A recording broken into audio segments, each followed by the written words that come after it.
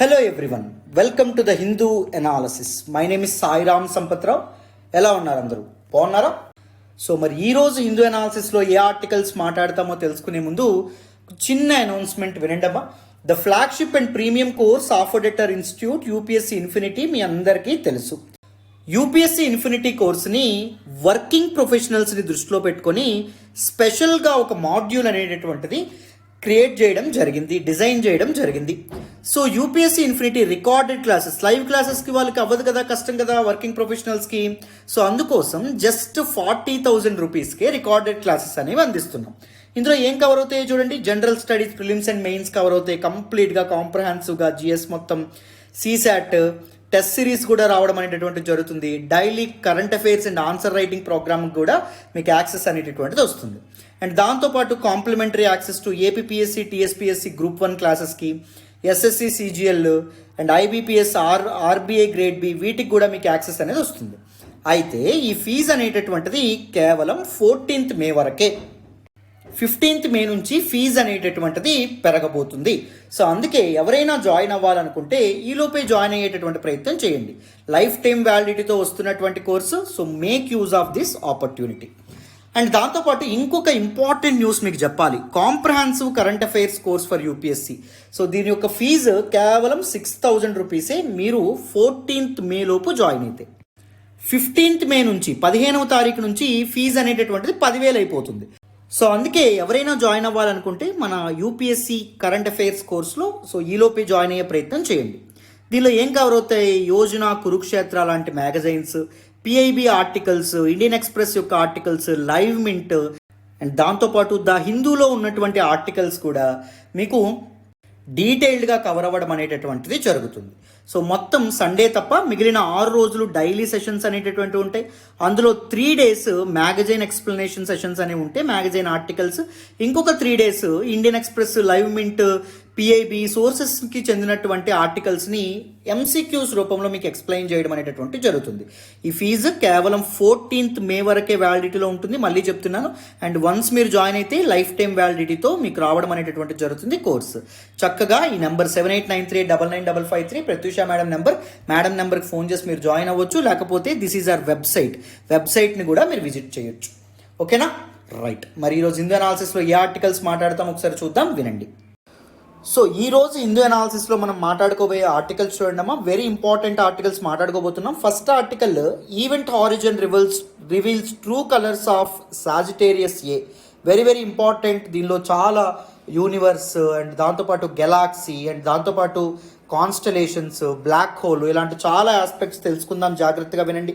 Finland leaders in favour of seeking NATO membership. NATO అంటే ఏంటి, ఎందుకు ఏర్పడింది, సో ఫిన్లాండ్ అనేటటువంటిది ఎందుకు నేటోలో చేద్దాం అనుకుంటుంది, ఇవన్నీ మాట్లాడదాం. Elections to 57 Rajya Sabha seats on June 10th.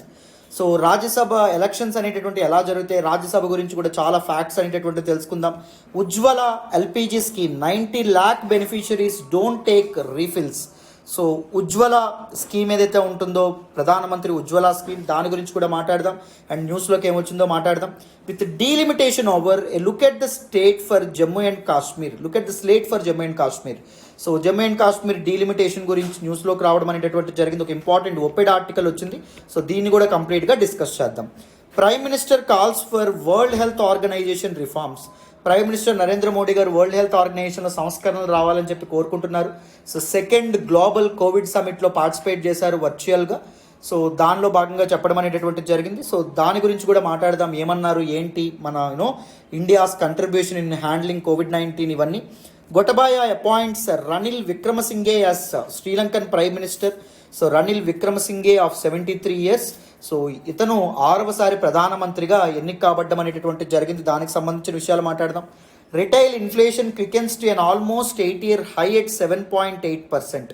So consumer price inflation డేటాని NSO, national statistical organization release చేయడం అనేటటువంటి జరిగింది ఏప్రిల్ మంత్ది. సో 8-year హై అంట. 8 ఏళ్ళగా ఎప్పుడూ చూడనటువంటి ఇన్ఫ్లేషన్ని ఇప్పుడు దేశం ఫేస్ చేస్తుంది. దానికి గల కారణాలు ఏంటి, దానికి గల ప్రాబ్లమ్స్ ఏంటి, అసలు ఇన్ఫ్లేషన్ అంటే ఏంటి, ఇవన్నీ మనం మాట్లాడే ప్రయత్నం చేద్దాం. జాగ్రత్తగా అటెన్షన్ పే చేసి ఫోకస్డ్గా వినండి. ఓకేనా? మరి వితౌట్ ఎనీ డిలే ఫస్ట్ ఆర్టికల్లోకి వెళ్ళిపోదాం, వినాలి. ఈరోజు హిందూ ఎనాలిసిస్లో మనం మాట్లాడుకునే మొదటి ఆర్టికల్ చూడండమ్మా. Event horizon reveals true colours of Sagittarius A. Very very very important article regarding GS paper 3 నాన్న. సైన్స్ అండ్ టెక్నాలజీకి సంబంధించినటువంటి ఆర్టికల్. ఈ ఆర్టికల్ని నేను ద హిందూలోని ఢిల్లీ ఎడిషన్లో పేజ్ నెంబర్ 1 నుంచి సెలెక్ట్ చేసుకోవడం అనేటటువంటిది జరిగింది. Event Horizon telescope which is a radio telescope. కంగారు పడకండి, బేసిక్స్ నుంచి చెప్తాను.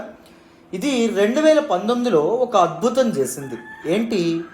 తొలి బ్లాక్ హోల్ ఇమేజ్ ఏదైతే ఉంటుందో, బ్లాక్ హోల్ అంటే తెలుగులో కృష్ణబిలం అంటాం, దాని యొక్క ఇమేజ్ని తీయడం అనేటటువంటిది జరిగింది. 2019లో కృష్ణబిలం యొక్క ఇమేజ్ని తీసి రిలీజ్ చేసి చరిత్ర సృష్టించడం అనేటటువంటిది జరిగింది. This event Horizon telescope. అయితే ఇప్పుడు 2022 మేలో ఇంకొక అద్భుతం చేయడం అనేటటువంటిది జరిగింది. మన గెలాక్సీ మిల్కీవే ఏదైతే ఉందో, మిల్కీవే మధ్యలో ఉన్నటువంటి అతిపెద్ద బ్లాక్ హోల్ కృష్ణబిలం, దట్ ఈస్ సాజిటేరియస్ ఏ, దాని యొక్క ఇమేజ్ని రిలీజ్ చేయడం అనేటటువంటిది జరిగింది. నిజంగా ఇది చరిత్రనే మనం చెప్పుకోవచ్చు. సో ఈ పర్టిక్యులర్ ఆర్టికల్ మీకు కాంప్రహెన్సివ్గా బ్యాక్గ్రౌండ్ నుంచి అర్థం కావాలంటే మీకు మొదట గెలాక్సీ అంటే ఏంటో అర్థం కావాలి, నక్షత్ర మండలం అంటే ఏంటో అర్థం కావాలి, తర్వాత మీకు కాన్స్టలేషన్ అంటే ఏంటో అర్థం కావాలి, నక్షత్రాల కూటమితో కూడినటువంటి రాశి అంటే ఏంటో అర్థం కావాలి. సో యానిమల్స్ రూపంలో, దాంతోపాటు హ్యూమన్ ఫిగర్స్ రూపంలో ఉండడం అనేటటువంటిది జరుగుతాయి కదా, కాన్స్టలేషన్స్, రాసులు అంటాం. దాని తర్వాత మీకు ఏం అర్థం కావాలి అంటే బ్లాక్ హోల్ కృష్ణబిలం అంటే ఏంటో అర్థం కావాలి. దాని తర్వాత what exactly is this Sagittarius A, దీని సంగతి ఏంటో మీకు అర్థం కావాలి. దాని తర్వాత మీకు ఏం అర్థం కావాలి అంటే this particular event Horizon telescope, ఈ రేడియో టెలిస్కోప్ అంటే ఏంటి అనేటటువంటి విషయం మీకు అర్థం కావాలి. దాని తర్వాత మీకు దిస్ పర్టిక్యులర్ న్యూస్లోకి ఏం రావడం అనేటటువంటిది జరిగింది అనే విషయం అనేటటువంటిది మీకు అర్థం కావాలి. సో ఒకదాని తర్వాత ఒకటి జాగ్రత్తగా బ్యాక్గ్రౌండ్ నుంచి, బేసిక్స్ నుంచి డీటెయిల్డ్గా ఇన్డెప్త్ నేర్చుకుందాము. ఫోకస్డ్గా అటెన్షన్ పే చేసి వినండి. ఇంకొకసారి మీరు మర్చిపోకుండా చక్కగా మనం మాట్లాడదాం. ఓకేనా? వినాలమ్మా. సో ఈ ఆర్టికల్ మీకు అర్థం కావాలంటే మీకు కొన్ని ఇంపార్టెంట్ టర్మ్స్ అనేటటువంటివి అర్థం కావాలి. మొదటిది ఏంటి అంటే యూనివర్స్, విశ్వం అంటాం, లేదా కాస్మోస్ అనేటటువంటి పేరుతో కూడా పిలవడం అనేటటువంటిది జరుగుతుంది. సమస్త విశ్వము అనేటటువంటి పేరుతో పిలుస్తాం. What exactly is this universe? It is the combination of all existing matter plus space. సింపుల్గా చెప్పాలంటే ఎవ్రీథింగ్ దట్ ఎగ్జిస్ట్, అసలు ఉన్నదంతా యూనివర్స్ అని చెప్పి మనం చెప్పుకోవచ్చు. సమస్త విశ్వం అనేటటువంటి పేరుతో మనం పిలుచుకోవచ్చు. దిస్ యూనివర్స్ ఏదైతే ఉందో it comprises of many many many many galaxies. Galaxy అంటే ఏంటి? నక్షత్ర మండలం అని చెప్పడం అనేటటువంటిది జరుగుతుంది. Galaxy comprises of billions of stars. చాలా ఎన్నో నక్షత్రాలు ఏవైతే ఉంటాయో అవి గెలాక్సీలో మనకు కనిపిస్తాయి. నక్షత్ర మండలి పేరులోనే ఉండడం అనేటటువంటి జరిగింది. అండ్ దాంతోపాటు వాటి యొక్క సోలార్ సిస్టమ్స్ ఏవైతే ఉంటాయో అవి కూడా ఉండడం అనేటటువంటి జరుగుతుంది. అండ్ దాంతోపాటు గ్యాస్ అండ్ దాంతోపాటు డస్ట్ అనేటటువంటిది కూడా ఉండడం అనేటటువంటి జరుగుతుంది. They are all held together with gravitational force అన్నమాట. అర్థమైందా? సో ఫోర్స్ ఏదైతే ఉంటుందో, ఒక గ్రావిటీ అనేటటువంటిది వీటన్నిటిని కలిపి ఒక గెలాక్సీలో ఉంచడం అనేటటువంటిది జరుగుతుంది. So this Galaxy comprises of many constellations. Constellations అంటే రాసులు అనేటటువంటి పేరుతో మనం పిలవడం అనేటటువంటిది జరుగుతుందన్నమాట. నక్షత్ర కూటమితో కూడినటువంటి రాశి అని చెప్పడం అనేటటువంటి జరుగుతుంది. సో గెలాక్సీలో ఉన్నటువంటి కొన్ని నక్షత్రాలు ఏవైతే ఉన్నాయో, కొన్ని నక్షత్రాలు, ఫ్యూ స్టార్స్ ఒక స్పెసిఫిక్ ప్యాటర్న్లో అరేంజ్ అవ్వడం అనేటటువంటిది జరుగుతుంది. ఈ ప్యాటర్న్ అనేటటువంటిది ఎయిదర్ యానిమల్ ఫిగర్ లాగా మనకు కనిపించవచ్చు, లేదా హ్యూమన్ ఫిగర్ లాగా కూడా మనకి కనిపించవచ్చు ఆకాశంలో. అర్థమైందా? సో వాటిని మనం కాన్స్టలేషన్స్ అనేటటువంటి పేరుతో పిలవడం అనేటటువంటిది జరుగుతుంది. మరి ఈ మూడింటి గురించి మనం తెలుసుకున్నాం కదా. సో ఇప్పుడు బ్లాక్ హోల్ కృష్ణబిలం అంటే ఏంటో తెలుసుకునేటటువంటి ప్రయత్నం చేద్దాం. జాగ్రత్తగా వినండి. The concept of black hole was first theorised by Albert Einstein. Einstein మొదట దీని యొక్క థియరీని చెప్పడం అనేటటువంటిది జరిగింది. ఎప్పుడు 1915లో చెప్పడం అనేటటువంటిది జరిగింది. కానీ బ్లాక్ హోల్ అనేటటువంటి పదాన్ని మొదట కాయిన్ చేసినటువంటి వ్యక్తి ఎవరు? అమెరికాకి చెందినటువంటి ఒక ఫిజిసిస్ట్. ఆయన పేరు జాన్ ఆర్కిబల్డ్ వీలర్. సింపుల్గా జాన్ వీలర్ అనేటటువంటి పేరుతో పిలుస్తాం. మిడ్ 1960స్లో ఈయన బ్లాక్ హోల్ అనేటటువంటి పదాన్ని వాడడం అనేటటువంటి జరిగింది. ఇంతకీ ఈ బ్లాక్ హోల్ అంటే ఏంటి sir? It is simply a point in space. So స్పేస్లో, మన అంతరిక్షంలో, కాస్మోస్లో ఉండేటటువంటి ఒక point where matter is so compressed. Matter ఏదైతే ఉంటుందో అది చాలా కంప్రెస్ అయి ఉండడం అనేటటువంటిది జరుగుతుంది. అంటే సింపుల్గా చెప్పాలి అంటే దిస్ పర్టిక్యులర్ బ్లాక్ హోల్ దగ్గర డెన్సిటీ ఏదైతే ఉంటుందో అది ఇన్ఫైనెట్ ఉండడం అనేటటువంటిది జరుగుతుంది. డెన్సిటీని మనం రోతో సూచించడం అనేటటువంటిది జరుగుతుంది. కంగారు పడద్దు. డెన్సిటీ అంటే ఏంటి సార్? అర్థం చేసుకునే ప్రయత్నం చేద్దాం. ఏ ఫారెస్ట్ ఈజ్ డెన్సర్ అని చెప్పి ఎప్పుడు అంటాము? చూడండి, ఇక్కడ మనకి ఒక ఫారెస్ట్ ఉంది, ఇక్కడ మనకు ఒక ఫారెస్ట్ ఉంది. సో ఈ ఫారెస్ట్లో ట్రీస్ని నేను పెడుతున్నాను చూడండి. ఇదొక ట్రీ, ఇదొక ట్రీ, ఇదొక ట్రీ, ఇదొక ట్రీ, ఇలా ట్రీస్ అనేటటువంటి ఉన్నాయి. అర్థమైందా? ఇలా ట్రీస్ అనేటటువంటి ఉన్నాయి. ఈ ఫారెస్ట్లో ఇక్కడొకటి, ఇక్కడొకటి, ఇక్కడొకటి, ఇక్కడొకటి, ఇక్కడొకటి ఉంది. సో ఈ రెండింట్లో ఏ ఫారెస్ట్ డెన్సర్ అని చెప్తాం? ఫారెస్ట్ ఏ ఏదైతే ఉంటుందో అది డెన్సర్ అని చెప్తాం. ఎందుకు ఫారెస్ట్ ఏని మనం డెన్సర్ అని చెప్తాం? తక్కువ వాల్యూమ్లో, తక్కువ స్పేస్లో మనకి ఎక్కువ చెట్లు అనేటటువంటి ఉన్నాయి కదా, అందుకు ఫారెస్ట్ ఏని మనం డెన్సర్ అని చెప్తాం. సో డెన్సర్ ఫారెస్ట్ అంటే మీకు అర్థమైంది కాబట్టి డెన్సిటీ అంటే ఏంటో కూడా మీకు అర్థమైపోతుంది. తక్కువ స్పేస్లో ఎక్కువ మాస్ అనేటటువంటిది ఉంటే దాన్ని మనం ఏమని చెప్తాం? డెన్సిటీ ఎక్కువ ఉన్నట్టు మనం చెప్పడం అనేటటువంటిది జరుగుతుంది. అందుకే డెన్సిటీ ఫార్ములా మీరు గమనిస్తే రో is equals to mass by volume ఉండడం అనేటటువంటిది జరుగుతుంది. అర్థమైందా? సో మనకి ఇక్కడ డెన్సిటీ ఎక్కువ ఉండాలంటే ఏముండాలి? న్యూమరేటర్లో ఉన్నటువంటి మాస్ ఎక్కువ ఉండాలి, వాల్యూము తక్కువ ఉండాలి. సో తక్కువ స్పేస్లో ఎక్కువ మాస్ అనేటటువంటిది ఉంటే దాన్ని ఏమంటాము? డెన్సిటీ ఎక్కువ ఉన్నట్టు మనం చెప్పడం అనేటటువంటిది జరుగుతుంది. సపోజ్ మీకు ఒక ఎగ్జాంపుల్ కింద చెప్తాను. సపోజ్ వాటర్ తీసుకోండి. వాటర్లో మనం ఒక కేజీ గుండె ఏదైతే ఉందో, కేజీ గుండె వేసామనుకోండి, లేకపోతే కేజీ స్టోన్ వేసామనుకోండి, 1 కేజీది, అదేమవుతుంది? కిందకు మునిగిపోవడం అనేటటువంటిది జరుగుతుంది. అదే ఒక కేజీ బరువు ఉన్నటువంటి ఒక చెక్క అనేటటువంటిది వేసామనుకోండి, చెక్క ఏమవుతుంది? తేలుతూ ఉండడం అనేటటువంటిది జరుగుతుంది. ఎందుకు చెక్క తేలుతుంది అండ్ దాంతోపాటు దిస్ పర్టిక్యులర్ స్టోన్ అనేటటువంటిది మునిగిపోతుంది? వాటర్ యొక్క డెన్సిటీ కంటే దిస్ పర్టిక్యులర్ స్టోన్ ఏదైతే ఉంటుందో దాని యొక్క డెన్సిటీ ఎక్కువ కాబట్టి. ఎందుకు ఈ తెడ్డు తేలుతుంది, ఈ చెక్క తేలుతుంది? వాటర్ యొక్క డెన్సిటీ కంటే ఈ చెక్క ఏదైతే ఉంటుందో దాని యొక్క డెన్సిటీ అనేటటువంటిది తక్కువ కాబట్టి. ఎందుకు డెన్సిటీ తక్కువ అన్నాం? మనం ఇప్పుడు స్టోన్ చూడండి, స్టోన్ అనేటటువంటిది తక్కువ మాస్, తక్కువ వాల్యూమ్ అనేటటువంటిది ఆక్యుపై చేస్తుంది. కానీ బరువు, మాస్ అనేటటువంటిది చాలా ఎక్కువగా ఉంటుంది. అవునా కదా? మాస్ ఎక్కువ ఉంటుంది, వాల్యూమ్ తక్కువ ఆక్యుపై చేస్తుంది. వేరాజ్ మీరు ఈ తెడ్డు చూడండి, అక్కడ మాస్ సిమిలర్ కేజీయే, కానీ ఇది చాలా స్పేస్ ఏదైతే ఉంటుందో, చాలా స్పేస్, చాలా వాల్యూమ్ అనేటటువంటిది స్ప్రెడ్ అయింది. సో అందుకు ఈ తెడ్డు యొక్క డెన్సిటీ ఏదైతే ఉంటుందో తక్కువ అని చెప్తాం. అర్థమైందా? సో వాటర్ డెన్సిటీ కంటే స్టోన్ డెన్సిటీ అనేటటువంటిది ఎక్కువ కాబట్టి స్టోన్ మునిగిపోతుంది. వాటర్ డెన్సిటీ కంటే తెడ్డు డెన్సిటీ అనేటటువంటిది తక్కువ కాబట్టి తెడ్డు అనేటటువంటిది తేలుతుంది అన్నమాట. ఆ చెక్క అనేటటువంటిది తేలుతుంది. మీకు ఇప్పుడు క్లారిటీ వచ్చిందనే అనుకుంటున్నాను. అయితే ఈ బ్లాక్ హోల్ దగ్గర ఏం జరుగుతుందంట? మనం ఏం చెప్పుకున్నాం? డెన్సిటీ విపరీతంగా ఉండడం అనేటటువంటిది జరుగుతుంది. అంటే దాని అర్థం ఏంటి? తక్కువ వాల్యూమ్లో ఎక్కువ మ్యాటర్ అనేటటువంటిది కంప్రెస్ అయిపోతుంది అన్నమాట. డెన్సిటీ ఎంత ఎక్కువగా ఉంటుంది, అర్థమైందా? సపోజ్ సూర్యుడున్నంత బరువు ఉన్నటువంటి ఒక ఐటెంని మనం తీసుకొచ్చి, సన్ వెయిట్తో సమానంగా ఉన్నటువంటి ఒక ఐటెంని మనం తీసుకొచ్చి ఒక చిన్న గదిలో, భూమి మీద ఒక చిన్న గదిలో పెట్టేసాం అనుకోండి, అది ఎంత దీనిగా ఉండడం అనేటటువంటి జరుగుతుంది. అంత మాస్ ఇంత తక్కువ వాల్యూమ్లో ఎలాగా కంప్రెస్ అయిపోతుంది. అంత డెన్సిటీ అనేటటువంటి ఇన్ఫైనైట్ ఉంటుంది. ఇంకొక విషయం మీకు చెప్పాలి ఇక్కడ. సో మాస్ ఏదైతే ఉంటుందో ఇక్కడ గుర్తుపెట్టుకోండి, మాస్ ఏదైతే ఉంటుందో it is directly proportional to gravity. అవునా కాదా? మాస్ అనేటటువంటిది, అంటే మాస్ అనేటటువంటిది ఎక్కువ ఉంటే గ్రావిటీ అనేది పెరుగుతుంది, మాస్ తగ్గితే గ్రావిటీ అనేటటువంటిది తగ్గుతుంది. ఇక్కడ మీరు ఏం గమనించవచ్చు, density is directly proportional to mass అని చెప్పి గమనించవచ్చు. So density is directly proportional to mass, mass is directly proportional to gravity. కాబట్టి density is directly proportional to gravity అని చెప్పొచ్చా? డెన్సిటీ అనేటటువంటిది పెరిగితే గ్రావిటీ అనేటటువంటిది పెరుగుతుంది, డెన్సిటీ అనేటటువంటిది తగ్గితే గ్రావిటీ అనేటటువంటిది తగ్గుతుందని చెప్పొచ్చా? చెప్పొచ్చు. సో డెన్సిటీ అనేటటువంటిది ఇక్కడ ఏమని చెప్పుకున్నాం, ఎక్కువని చెప్పుకున్నాం.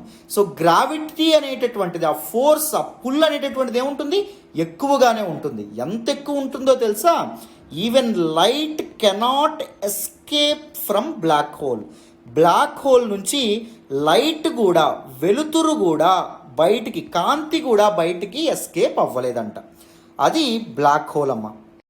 It is also called as a point in space, that is point of no return అని చెప్పి అంటారు. బ్లాక్ హోల్లోకి ఒకసారి నువ్వు వెళ్తే వెనక్కి తిరిగి రాలేవు. అర్థమైందా? గ్రావిటీ అనేటటువంటిది అంత ఎక్కువగా ఉంటుంది. లైటే ఎస్కేప్ అవ్వలేదంటే మనం అక్కడ ట్రాప్ అయ్యాం అనుకోండి, ఇంకేం లేదు, we will pierce into bits and pieces. Black hole యొక్క గ్రావిటేషనల్ పుల్ ఏదైతే ఉంటుందో దాని నుంచి తప్పించుకోవడం అనేటటువంటిది ఎవ్వరి వల్ల కాదు. అర్థమైందా? ఈ విషయం అనేటటువంటిది మనం గమనించాలి. ఇప్పుడు మనం బ్లాక్ హోల్ గురించి తెలుసుకున్నాం కాబట్టి now let us try to understand Sagittarius A. ఈ సాజిటేరియస్ ఏ ఏదైతే ఉందో దీని గురించి కూడా మనం అర్థం చేసుకునేటటువంటి ప్రయత్నం చేద్దాం. జాగ్రత్తగా వినండి, ఎందుకంటే ఇది మనకి న్యూస్లోకి రావడం అనేటటువంటిది జరిగింది కదా. సో అందుకు సాజిటేరియస్ ఏ అంటే ఏం లేదమ్మా, it is actually a black hole in our Milky Way galaxy. మన సోలార్ సిస్టమ్ అనేటటువంటిది ఎక్కడుంది, ఏ గెలాక్సీలో ఉండడం అనేటటువంటిది జరిగింది? మిల్కీ వే, పాలపుంత అని చెప్పడం అనేటటువంటిది జరుగుతుందా? ఈ మిల్కీ వే గెలాక్సీ యొక్క సెంటర్లో ఉన్నటువంటి ఒక బ్లాక్ హోల్. ఈ బ్లాక్ హోల్ యొక్క ఫోటో అనేటటువంటిది మనకి ఈవెంట్ హారిజాన్ టెలిస్కోప్ నిన్న తీయడం అనేటటువంటిది, తీసి పబ్లిష్ చేయడం అనేటటువంటిది జరిగింది. And this black hole is super massive black hole. So మన యొక్క దిస్ పర్టిక్యులర్ మిల్కీ వే గెలాక్సీలో ఇంకొక బ్లాక్ హోల్ కూడా ఉంది. మనకు గత వన్ ఇయర్ ముందు మనం మాట్లాడుకున్నాం దాన్ని, అతి smallest of all black holes in Milky Way, that is Unicorn అని చెప్పి దానికి పేరు పెట్టడం అనేటటువంటిది జరిగిందనమాట. It is this particular Sagittarius A మాత్రం it is a super massive black hole అని చెప్పి మనం చెప్పుకోవచ్చు. అండ్ ఎక్కడ దీని లొకేషన్ ఉంది, మన మిల్కీ వే గెలాక్సీలోని కాన్స్టలేషన్స్ ఏవైతే ఉన్నాయో, ఏ కాన్స్టలేషన్స్, సాజిటేరియస్ ఏదైతే ఉందో సాజిటేరియస్కి అండ్ దాంతోపాటు స్కార్పియస్కి మధ్యలో బార్డర్ ఏదైతే ఉందో అక్కడ ఉండడం అనేటటువంటిది జరిగిందంట. అంటే ధనుర్రాశికి అండ్ దాంతోపాటు వృశ్చిక రాశికి మధ్యలో ఉండడం అనేటటువంటిది, ఆ మధ్య బార్డర్లో ఉండడం అనేటటువంటిది జరిగిందంట. అండ్ ఎర్త్కి దిస్ పర్టిక్యులర్ సాజిటేరియస్కి మధ్య దూరం ఎంత, 27,000 లైట్ ఇయర్స్, కాంతి సంవత్సరం అని చెప్పడం అనేటటువంటిది జరుగుతుంది. 27,000 లైట్ ఇయర్స్ అనమాట. సో చాలా సార్లు ది సాజిటేరియస్ ఏ అనేటటువంటి బ్లాక్ హోల్ ఏదైతే ఉంటుందో మన మిల్కీ వే గెలాక్సీలో ఉన్నటువంటి ఈ బ్లాక్ హోల్ ఏదైతే ఉంటుందో దీనికి ఫోటో తీయడానికి ప్రయత్నించారు. కాకపోతే ఏ పర్టికులర్ టెలిస్కోప్ని వాడేవాళ్ళు అంటే ఆప్టికల్ టెలిస్కోప్ని వాడడం అనేటటువంటిది జరిగింది. బట్ ఆప్టికల్ టెలిస్కోపు చాలాసార్లు ఫెయిల్ అవ్వడం అనేటటువంటిది జరిగిందన్నమాట. ఎందుకు? సో ఎర్త్ మీద కదా మన టెలిస్కోప్ ఉంటుంది, ఇక్కడ నుంచి మనం సాజిటేరియస్ ఏ యొక్క పిక్చర్ తీయాలంటే మధ్యలో చాలా లైట్ అండ్ డస్ట్ ఏదైతే ఉంటుందో, డస్ట్ అనేటటువంటిది, లైట్, గ్యాస్ అండ్ దాంతోపాటు డస్ట్ అనేటటువంటి అడ్డొచ్చేవంట. సో అందుకోసం అని చెప్పి ఇప్పుడు ఏం చేయడం అనేటటువంటిది జరిగింది, ఒక రేడియో టెలిస్కోప్ అనేటటువంటిది వాడి ఏం చేశారు, సాజిటేరియస్ ఏ యొక్క పిక్ అనేటటువంటిది, ఇమేజ్ అనేటటువంటి తీయడం అనేది జరిగింది. ఆ వాడినటువంటి రేడియో టెలిస్కోపే Event Horizon Telescope. Event Horizon Telescope already ఇప్పటికే ఒక చరిత్ర సృష్టించింది. నేను చెప్పాను, first ever black hole image అనేటటువంటిది, బ్లాక్ హోల్ అంటే బ్లాక్ హోల్ యొక్క షాడో ఇమేజ్ అనేటటువంటిది 2019లో తీసింది. ఇప్పుడు మొత్తానికి మన గెలాక్సీలో ఉన్నటువంటి సాజిటేరియస్ ఏ అనేటటువంటి దిస్ బ్లాక్ హోల్ ఇమేజ్ కూడా మొత్తానికి తీయడం అనేటటువంటిది జరిగింది. It is a remarkable achievement అని చెప్పి మనం చెప్పుకోవాలి. అర్థమైందా? మరి ఇంతకీ దిస్ ఈవెంట్ హారిజన్ టెలిస్కోప్ అంటే ఏంటి? It is a radio telescope అని మాట్లాడాం. What exactly is radio telescope? Radio telescope is a telescope that traps radio waves from the space. So space నుంచి వెలువడేటటువంటి రేడియో వేవ్స్ ఏవైతే ఉంటాయో వాటిని డిటెక్ట్ చేసి images తీసేటటువంటి టెలిస్కోప్ని radio telescope అనేటటువంటి పేరుతో మనం పిలవడం అనేటటువంటి జరుగుతుంది. సో దిస్ ఈవెంట్ హారిజన్ ఏదైతే ఉంటుందో దీని గురించి కొన్ని ఫ్యాక్ట్స్ తెలుసుకుందాం. చూడండి, this event Horizon telescope project ఏదైతే ఉంటుందో it is an international collaboration project.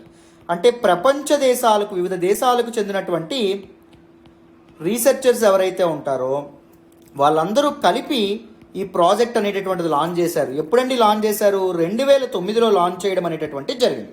It is composed of a global network of radio telescopes అండి. అంటే మొత్తం ప్రపంచవ్యాప్తంగా వివిధ ప్రాంతాల్లో 11 టెలిస్కోప్స్ అనేటటువంటివి ఏర్పాటు చేశారు. దిస్ 11 టెలిస్కోప్స్ కూడా ఇంటర్ కనెక్టెడ్గా ఉండడం అనేటటువంటిది జరుగుతుంది అన్నమాట. అర్థమైందా? They will be work together to produce a high sensitive high angular resolution images. High angular resolution images అనేటటువంటివి ప్రొడ్యూస్ చేయడం అనేటటువంటి జరుగుతుంది. It is a network of telescopes అని చెప్పి మనం చెప్పుకోవచ్చు. సో 2019లో 2019లో first ever image of black hole ఇది తీయడం అనేటటువంటిది జరిగింది. సో 300 రీసెర్చర్స్ కలిపి కొలాబరేట్ అయ్యి M87 గెలాక్సీలో ఉన్నటువంటి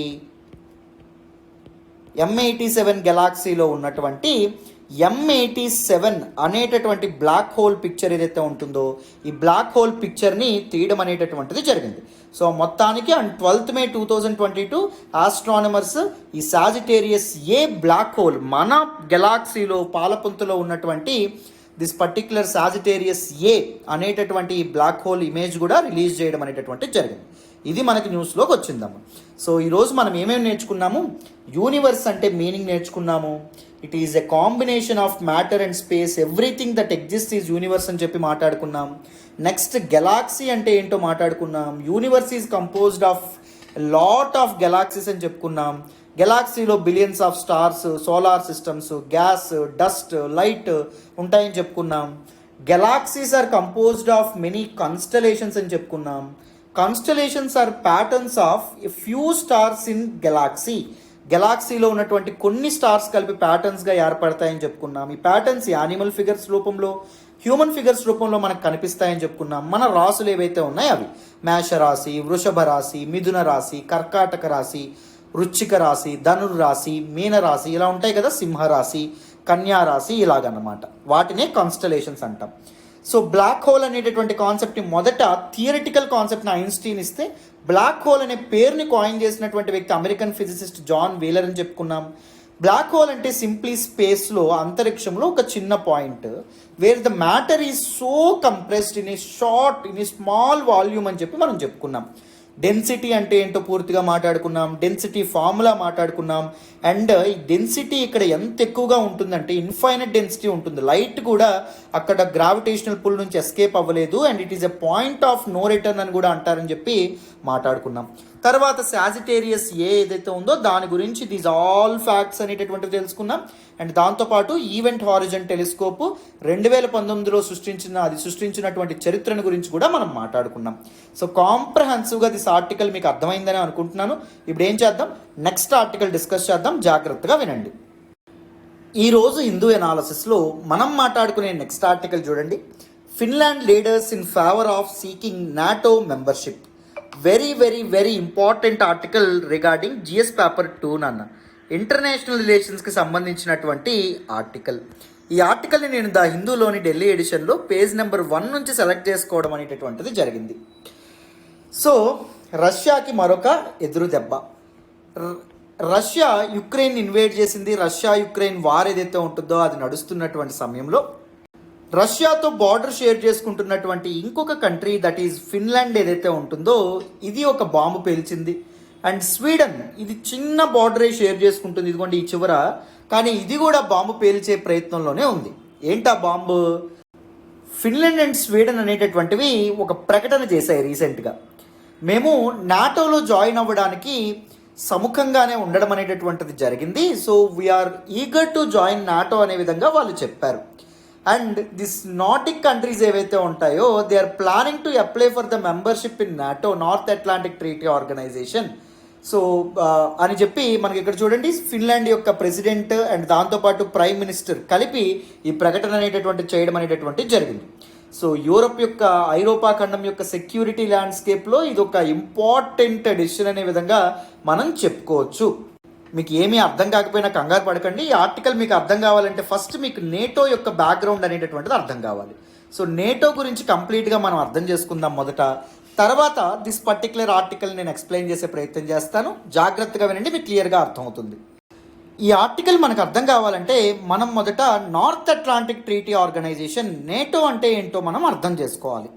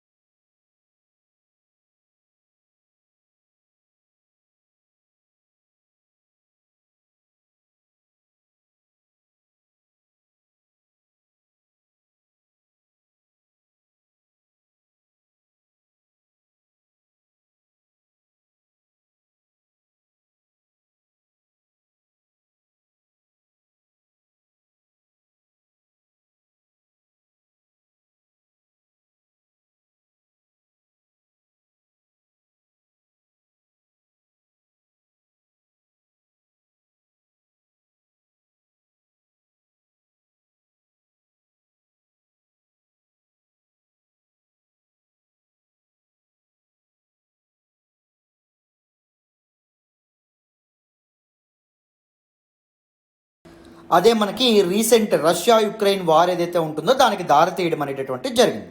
ఇప్పుడు ఏమంటుంది, ఇప్పుడు ఫిన్లాండ్ ఏదైతే ఉందో అది కూడా నాటోలో జాయిన్ అవ్వాలని చెప్పి అనుకుంటుంది. అసలే రష్యా ఇబ్బంది పడుతూ ఉంది, పుండు మీద కారం జల్లినట్టు ఫిన్లాండ్ కూడా మాకు సెక్యూరిటీ కోసం మేము నాటోలో జాయిన్ అయ్యే ఉద్దేశంలో ఉన్నామనే విధంగా మాట్లాడడం అనేటటువంటిది రష్యాకి ఇంకా కోపం తెప్పించవచ్చు.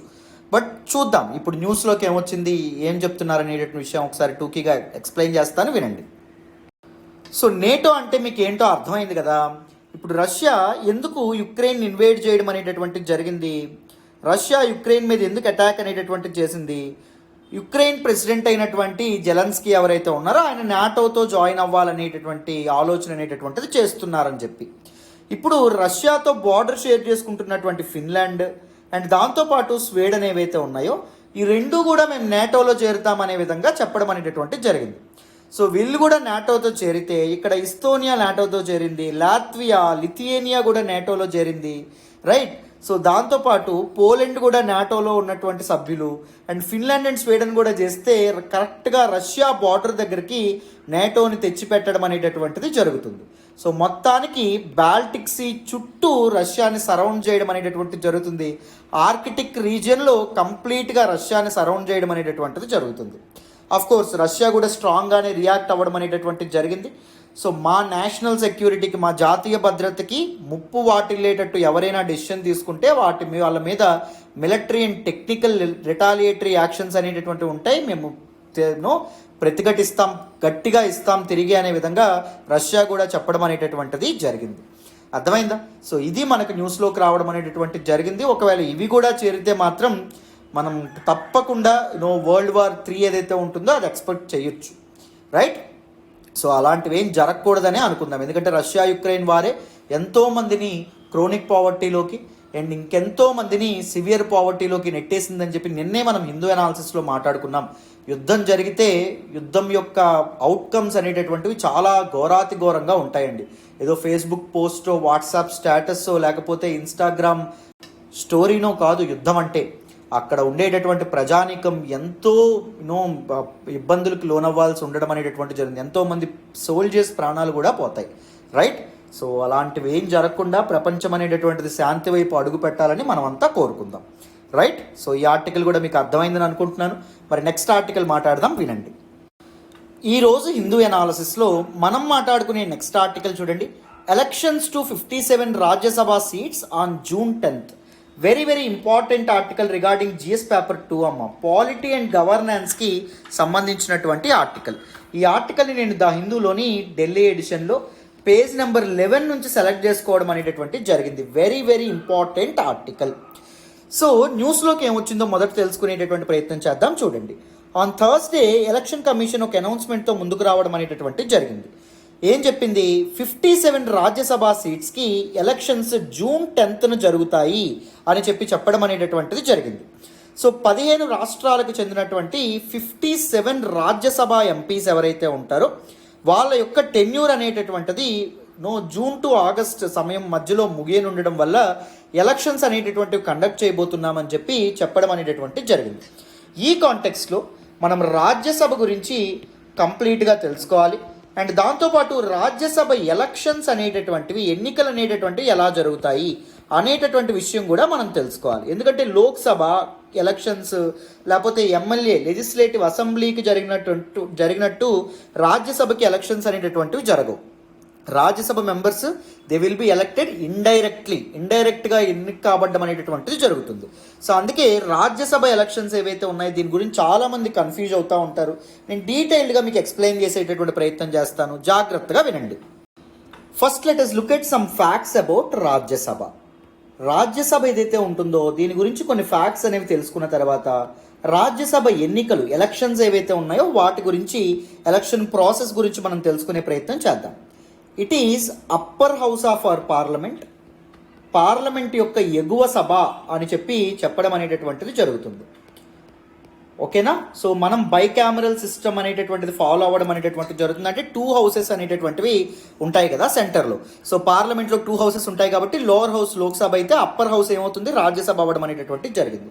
అండ్ దాంతోపాటు it is modelled after so దేన్ని మనం అనుకరించడం అనేటటువంటిది జరిగింది రాజ్యసభ ఏర్పాటులో after the House of Lords in United Kingdom. So యూకేలో కూడా బైకామరల్ సిస్టమ్ అనేటటువంటిది ఫాలో అవుతారు. అందులో అప్పర్ హౌస్ ఏంటి అంటే హౌస్ ఆఫ్ లార్డ్స్. సో ఆ విధంగా రాజ్యసభ అనేటటువంటిది ఏర్పాటు చేయడం అనేటటువంటిది జరిగింది. యునైటెడ్ కింగ్డమ్ కూడా బైకామరల్ సిస్టమ్ అనేది ఫాలో అవుతుంది. 2 హౌసెస్ ఉంటాయి, House of Lords, House of Commons. House of Commons is the lower house, House of Lords is the upper house అనమాట. అర్థమైందా? అది మీరు గుర్తుపెట్టుకోవాలి. And what is the composition of the house? So రాజ్యసభలో ఎంతమంది ఉంటారు అనేటటువంటి విషయం కూడా మనం గుర్తుపెట్టుకోవాలి. ఆర్టికల్ 80 ఆఫ్ అవర్ కాన్స్టిట్యూషన్ ఏదైతే ఉంటుందో, మన రాజ్యాంగంలో ఉన్నటువంటి అధికరణ 80 ఏదైతే ఉంటుందో, it had provisions for members of రాజ్యసభలో ఎంతమంది మెంబర్స్ ఉండాలని చెప్పడం అనేటటువంటి జరుగుతుంది. ద అప్పర్ లిమిట్ మ్యాక్సిమం ఎంతమంది ఉండాలంటే 250 మంది మాత్రమే ఉండాలన్నమాట. అర్థమైందా? అంతకు మించి ఎక్కువ ఉండకూడదు. సో ప్రెజెంట్ మన రాజ్యసభలో ఎంతమంది మెంబర్స్ కొనసాగుతున్నారు? 245 మెంబర్స్ అనేవాళ్ళు ఉంటారన్నమాట. అర్థమైందా? 245 మెంబర్స్ ఉండడం అనేటటువంటి జరుగుతుంది. ఇంకొక 5 ఎందుకు మిగిల్చారు సార్? 5 కూడా ఫిల్ చేసేయచ్చు కదా. అంటే ఒకవేళ మనం ఫ్యూచర్లో పాకిస్తాన్ ఆక్యుపైడ్ కాశ్మీర్, మన నుంచి పాకిస్తాన్ ఆక్యుపై చేసుకున్నటువంటి కాశ్మీర్, గిల్గిత్ బల్తిస్తాన్, వీటిని మనం క్యాప్చర్ చేసుకున్న, లేకపోతే చైనా నుంచి అక్సాయ్ చిన్ అనేటటువంటిది మళ్ళీ మనం సంపాదించుకున్న, these are disputed regions, right? అవి మనవి అని మనం చెప్తున్నాం. అవి మనకు వచ్చేసాయి అనుకోండి, వాళ్ళకి అక్కడ ఉండేటటువంటి ప్రాంతీయులకు కూడా ప్రాతినిధ్యం అనేటటువంటిది, రిప్రజెంటేషన్ అనేటటువంటిది కల్పించడానికి. ఈ 245 మెంబర్స్లో 233 మెంబర్స్, 233 మంది ఎవరైతే ఉన్నారో they will be elected.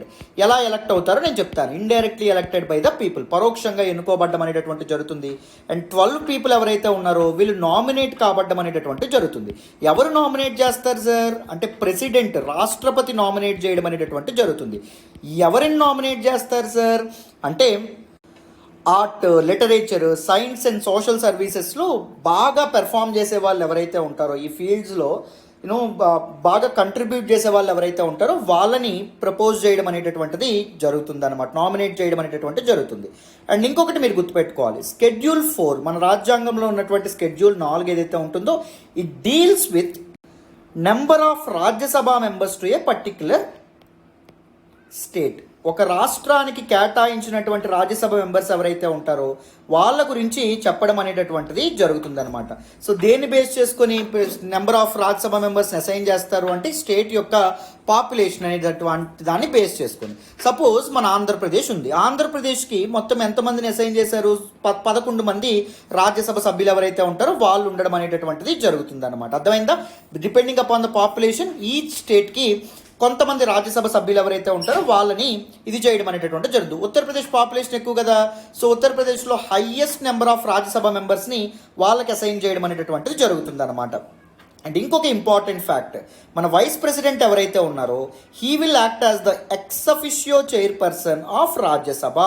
So ex officio chairperson అంటే అర్థం ఏంటమ్మా అంటే వైస్ ప్రెసిడెంట్ అయినందుకు గాను ఆయన రాజ్యసభ యొక్క ఎక్స్ అఫిషియో చైర్పర్సన్గా ఆటోమేటిక్గా నియమింపబడ్డం అనేటటువంటి జరుగుతుంది.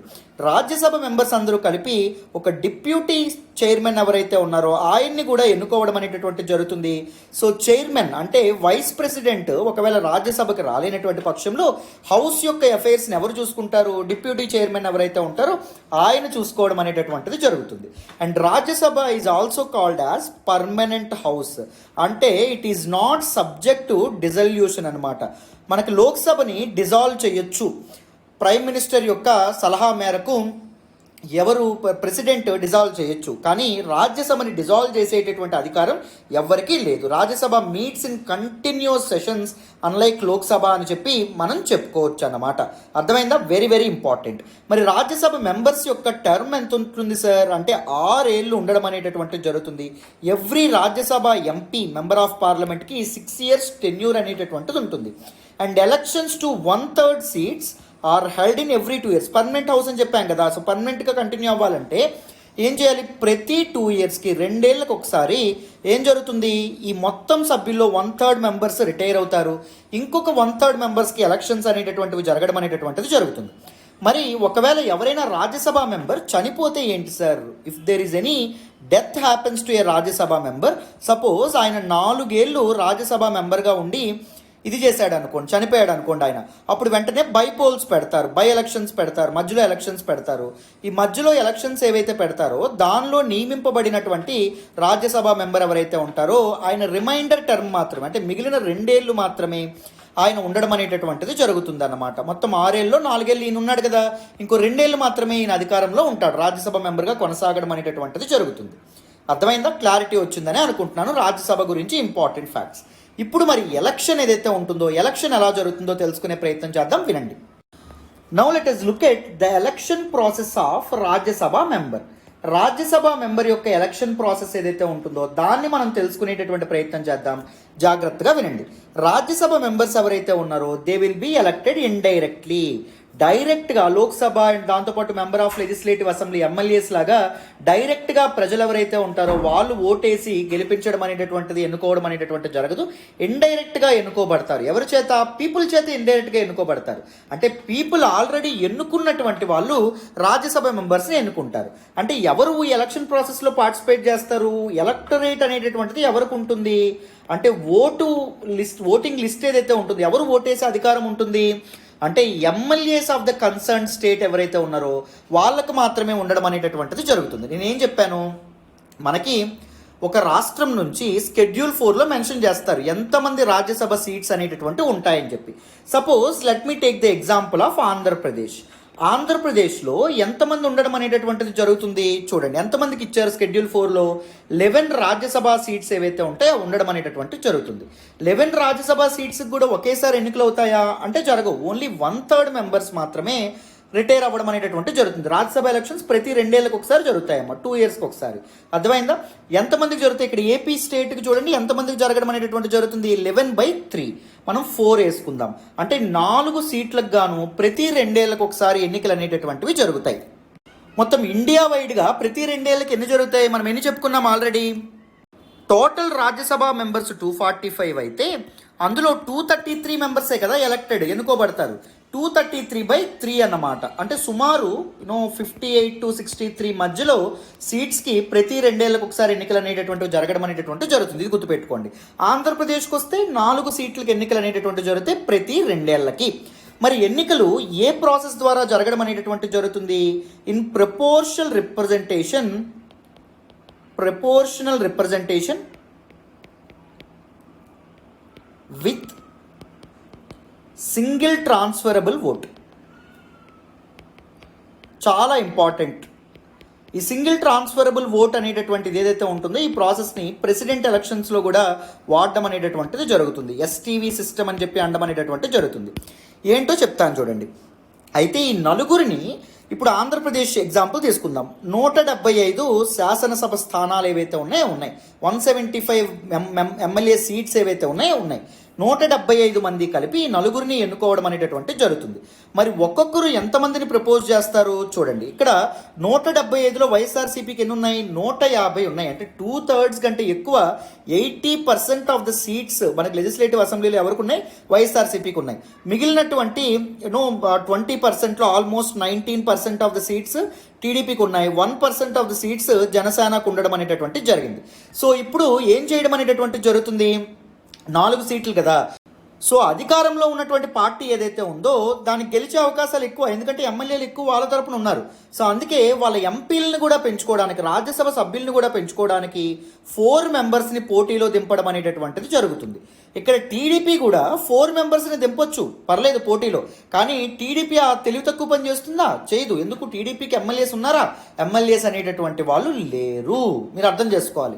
అందుకు టీడీపీ ఏం చేస్తుంది? నామమాత్రంగా ఒకరినో మహా అయితే ఇద్దరినో, వాళ్ళు కూడా గెలిచే అవకాశం ఉండదు. ఎందుకు అంటే టీడీపీ ఏదైతే ఉంటుందో టీడీపీకి ఇక్కడ ఏంటి ఇదేదైతే ఉందో సీట్లు అనేటటువంటివి తక్కువ. సో టీడీపీ ఏం చేస్తుంది? సపోజ్ 2 మెంబర్స్ని పంపించింది అనుకోండి, నలుగురిని పంపించవచ్చు, నలుగురినైనా పంపించవచ్చు, పంపించకూడదనే లేదు.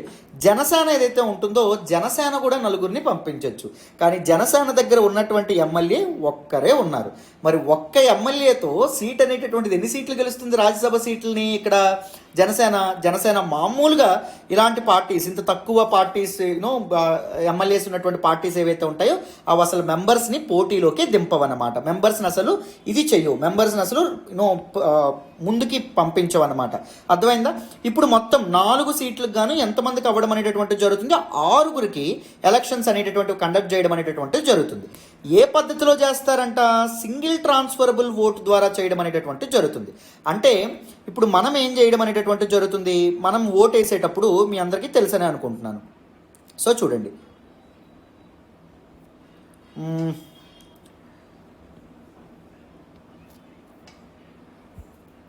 సో ఇక్కడ నేను 6గురిని పెట్టాను. Person A, person B, person C, person D, person E, person F. So ఇక్కడ ఏం జరుగుతుంది, నీకు ఇష్టమైనటువంటి వ్యక్తిని మామూలుగా టిక్ కొట్టేయడం కాదు, ఇక్కడ ఈవీఎంస్ ఇలాంటివే ఉండవు. సో ఇక్కడ పేపర్ బ్యాలెట్ ద్వారానే ఎన్నికలు అనేటటువంటివి జరుగుతాయి. ఎలక్షన్స్ రాజ్యసభ ఎలక్షన్ అనేటటువంటి జరుగుతుంది. సపోజ్ నువ్వు వైఎస్ఆర్సీపీ ఎమ్మెల్యే అనుకో. ఇప్పుడు సపోజ్ ఏబిసిడి వాళ్ళు ఎవరైతే ఉన్నారో వీళ్ళు వైఎస్ఆర్సీపీ ఎమ్మెల్యేసే అనుకో. సపోజ్ ఈఎఫ్ ఎవరైతే ఉన్నారో వీళ్ళు టీడీపీ ఎమ్మెల్యే అనుకుందాం. నువ్వు వైఎస్ఆర్సీపీ ఎమ్మెల్యే అని చెప్తున్నావు కాబట్టి నువ్వేం చెప్తావు, వైఎస్ఆర్సీపీ ప్రపోజ్ చేసినటువంటి క్యాండిడేట్స్కి ఓటేస్తావు. నువ్వేం చేయాలి, ర్యాంకింగ్ అనేటటువంటిది ఇవ్వాలి. పర్సన్ ఏ నీకు బాగా ఇష్టం అనుకో, ఇతనికి 1, ఇతనికి 2, ఇతనికి 3, ఇతనికి 4. సో ఇతనికి 5, 6 ఇవ్వచ్చు, ఇవ్వకపోవచ్చు. లేకపోతే కేవలం 1 అని ఇవ్వచ్చు, మిగిలినన్ని ఇవ్వకపోవచ్చు కూడా. నువ్వు ఎలా అయినా చేయొచ్చు. అర్థమైందా? సో ఇలా అందరు ఎమ్మెల్యేస్ 175 మంది ఎమ్మెల్యేస్ ఈ విధంగా బ్యాలెట్ పేపర్ ఏదైతే ఉంటుందో దాన్ని ఫిల్ చేయడం అనేటటువంటి జరుగుతుంది. అప్పుడు ఫస్ట్ బ్యాలెట్ ఎంత ఉందో లెక్క వేయడం అనేటటువంటిది జరుగుతుంది అన్నమాట. అర్థమైందా? అంటే ఫస్ట్ బ్యాలెట్ అంటే ఫస్ట్ ప్రిఫరెన్స్గా ఎవరికైనా ఎక్కువ ఓట్లు వచ్చాయా లేదా, దీనికి ఒక కోటా కూడా ఉంటుంది. మినిమం ఓట్స్ అనేటటువంటివి రావాలని కూడా ఉండడం అనేటటువంటి జరుగుతుంది. ఎంత ఓట్స్ రావాలో నేను చెప్పేటటువంటి ప్రయత్నం చేస్తాను, జాగ్రత్తగా వినండి. దీనికి ఒక ఫార్ములా ఉండడం అనేటటువంటి జరిగింది. సో ఈ ఫార్ములా ఇక్కడ రాస్తున్నాను చూడండి. Total number of votes, valid votes అనమాట. అర్థమైందా? మొత్తం పోల్ అయినటువంటి valid votes divided by number of Rajya Sabha seats +1 +1. ఇది ఫార్ములా అనమాట. సో ఇక్కడ దీన్ని బట్టి నేను క్యాలిక్యులేట్ చేస్తాను ఎన్ని ఓట్స్ వస్తే వాళ్ళు రాజ్యసభ మెంబర్గా ఎన్నికవుతారు. టోటల్ నెంబర్ ఆఫ్ ఓట్స్ అనేటటువంటివి ఎన్ని ఉన్నాయి, సపోజ్ 175 మంది వ్యాలిడ్ ఓట్స్ వేశారు అనుకుందాం ఎగ్జాంపుల్ కింద, by number of Rajya Sabha seats ఎన్ని ఉన్నాయి, ఇక్కడ 4 ఉన్నాయి కదా, 4 సీట్సే ఉన్నాయి. 4 కోసం 6గురు పోటీ చేస్తున్నారు. +1 ఇక్కడ +1, 175/5 అంటే ఎంత, 35 +1 = 36. సో ఒక వ్యక్తికి 36 రావాలన్నమాట రాజ్యసభ మెంబర్గా ఎన్నిక కాబడాలంటే ఆ రాష్ట్రం నుంచి. అర్థమైందా? ఇప్పుడు మన ఆంధ్రప్రదేశ్ రాష్ట్రం నుంచి. ఇప్పుడు ఈ విధంగా నువ్వేం చేస్తావు, సింగిల్ ట్రాన్స్ఫరబుల్ ఓటు ద్వారా నువ్వు ఈ విధంగా ఫిల్ చేస్తావు. సో 1 అనే నెంబర్ ఎన్ని వచ్చాయో చూస్తారు. సపోజ్ పర్సన్ ఏ ఎవరైతే ఉన్నారో ఇతనికి వచ్చేసింది అనుకోండి. సపోజ్ ఇతను రాజ్యసభ మెంబర్ అని అయిపోవడం అనేటటువంటి జరుగుతుంది. అంటే 36 మంది పర్సన్ ఏని ఫస్ట్ ప్రిఫరెన్స్గా ఎన్నుకున్నారు అనుకోండి, ఫస్ట్ రాజ్యసభ మెంబర్గా ఇతన్ని ఎన్నుకుంటారు. నెక్స్ట్ వెంటనే ఇతను పక్కకు తీసేస్తారు, ఎందుకు, ఇతను రాజ్యసభ మెంబర్గా గెలిచేశాడు. ఇప్పుడు పర్సన్ బికి ఫస్ట్ ప్రిఫరెన్స్గా ఎంతమంది ఓటేశారు అని చెప్పి చూస్తారన్నమాట. సో అప్పుడు ఇతనికి కూడా 36 దాటిపోయింది అనుకోండి, 36 కంటే ఎక్కువ మంది ఓటేశారు అనుకోండి, ఏం జరుగుతుంది, రాజ్యసభ మెంబర్గా ఇతను కూడా వచ్చేస్తాడన్నమాట. అర్థమైందా? ఇప్పుడు పర్సన్ సి ఎవరైతే ఉన్నారో పర్సన్ సిని ఎంతమంది ఫస్ట్ ప్రిఫరెన్స్గా ఎన్నుకున్నారని చెప్పి చూస్తారు. సపోజ్ ఒక 30 మంది ఎన్నుకున్నారు అనుకోండి. 30 మంది ఎన్నుకుంటే కుదురుతుందా, 36 దాటాలి కదా. సో అందుకే మళ్ళీ పర్సన్ ఏకి ఫస్ట్ ప్రిఫరెన్స్గా ఎవరైతే ఇది చేశారో వాళ్ళందరూ ఓపెన్ చేస్తారు. వాళ్ళలో ఎవరైనా పర్సన్ సిని సెకండ్ ప్రిఫరెన్స్గా ఎన్నుకున్నారనుకోండి, అప్పుడు అతని ఓటు ఇతనికి ట్రాన్స్ఫర్ చేయడం అనేటటువంటిది జరుగుతుంది. సపోజ్ బికి ఫస్ట్ ప్రిఫరెన్స్గా ఎన్నుకున్న వాళ్ళని చూస్తారు. వాళ్ళు ఎవరైనా ఈ పర్సన్ సిని సెకండ్ ప్రిఫరెన్స్గా ఎన్నుకున్నారనుకోండి, వాళ్ళ ఓటు కూడా వీళ్ళకి యాడ్ చేయడం అనేటటువంటి జరుగుతుంది. అలా యాడ్ అయ్యి పర్సన్ సికి కూడా 36 ఓట్స్ అనేటటువంటి పడ్డాయి అనుకోండి, ఇతను కూడా రాజ్యసభ మెంబర్గా ఎన్నుకోవడం అనేటటువంటి జరుగుతుంది. 36 దాటాలి. అర్థమైందా? 36 ఓట్లు అనేటటువంటివి దాటితే వాళ్ళని రాజ్యసభ మెంబర్గా ఎన్నుకోవడం అనేటటువంటి జరుగుతుంది. మీకు అర్థమైందని అనుకుంటున్నాను సింగిల్ ట్రాన్స్ఫరబుల్ ఓట్ అంటే ఏంటో. ఫస్ట్ ఏం చేస్తారు, పర్సన్ ఏకి ఎంతమంది 1 అని అనుకున్నారు, లేకపోతే పర్సన్ బికి 1 అని ఎంతమంది అనుకున్నారు, పర్సన్ సికి 1 అని ఎంతమంది పెట్టారు, పర్సన్ డికి 100 అని ఎంతమంది పెట్టారని చూస్తారు. 36 ఇందులో ఎంతమందికి దాటాయో చూస్తారు. 36 ఒకవేళ పర్సన్ ఏకి పర్సన్ బికి ఫస్ట్ ప్రిఫరెన్స్ ఇచ్చారనుకోండి, 36 దాటిన ఇతనికి 37 మెంబర్స్, 175 మందిలో ఇతనికి 37 మెంబర్స్ ఇచ్చేసారు అనుకోండి. సపోజ్ వీళ్ళిద్దరూ రాజ్యసభ మెంబర్స్ అయిపోతారు. ఇప్పుడు పర్సన్ సి ఎవరైతే ఉన్నారో పర్సన్ సికి 30 వచ్చాయి అనుకోండి, సపోజ్ 30 మందే పెట్టారనుకోండి. అప్పుడు పర్సన్ ఏకి ఫస్ట్ ప్రిఫరెన్స్ ఇచ్చినటువంటి వాళ్ళ యొక్క లిస్ట్ తీసి వాళ్ళు ఎవరైనా పర్సన్ సికి ప్రిఫరెన్స్ నెంబర్ 2 ఇచ్చారో లేదో చూస్తారు. ఒకవేళ ఇచ్చుంటే వాళ్ళ ఓట్స్ అనేటటువంటి కూడా ఇతనికి యాడ్ అవ్వడం అనేటటువంటిది జరుగుతుంది అన్నమాట. అప్పుడు 36 దాటింది అనుకోండి, సెకండ్ ప్రిఫరెన్స్ ఒకవేళ ఇలా ఇస్తూ పర్సన్ సి కూడా రాజ్యసభ మెంబర్గా అవుతాడు. సో మొత్తానికి అందరికంటే ఎక్కువ ఓట్స్, ఫస్ట్ 4 ఓట్స్ అనేటటువంటి ఎవరికైతే వస్తాయో ది సింగిల్ ట్రాన్స్ఫరబుల్ ఓట్ కింద వాళ్ళని రాజ్యసభ మెంబర్స్గా ఎన్నుకోవడం అనేటటువంటి జరుగుతుంది. So this is actually single transferable vote system, STV system అనేటటువంటి పేరుతో మనం పిలవడం అనేటటువంటిది జరుగుతుందన్నమాట.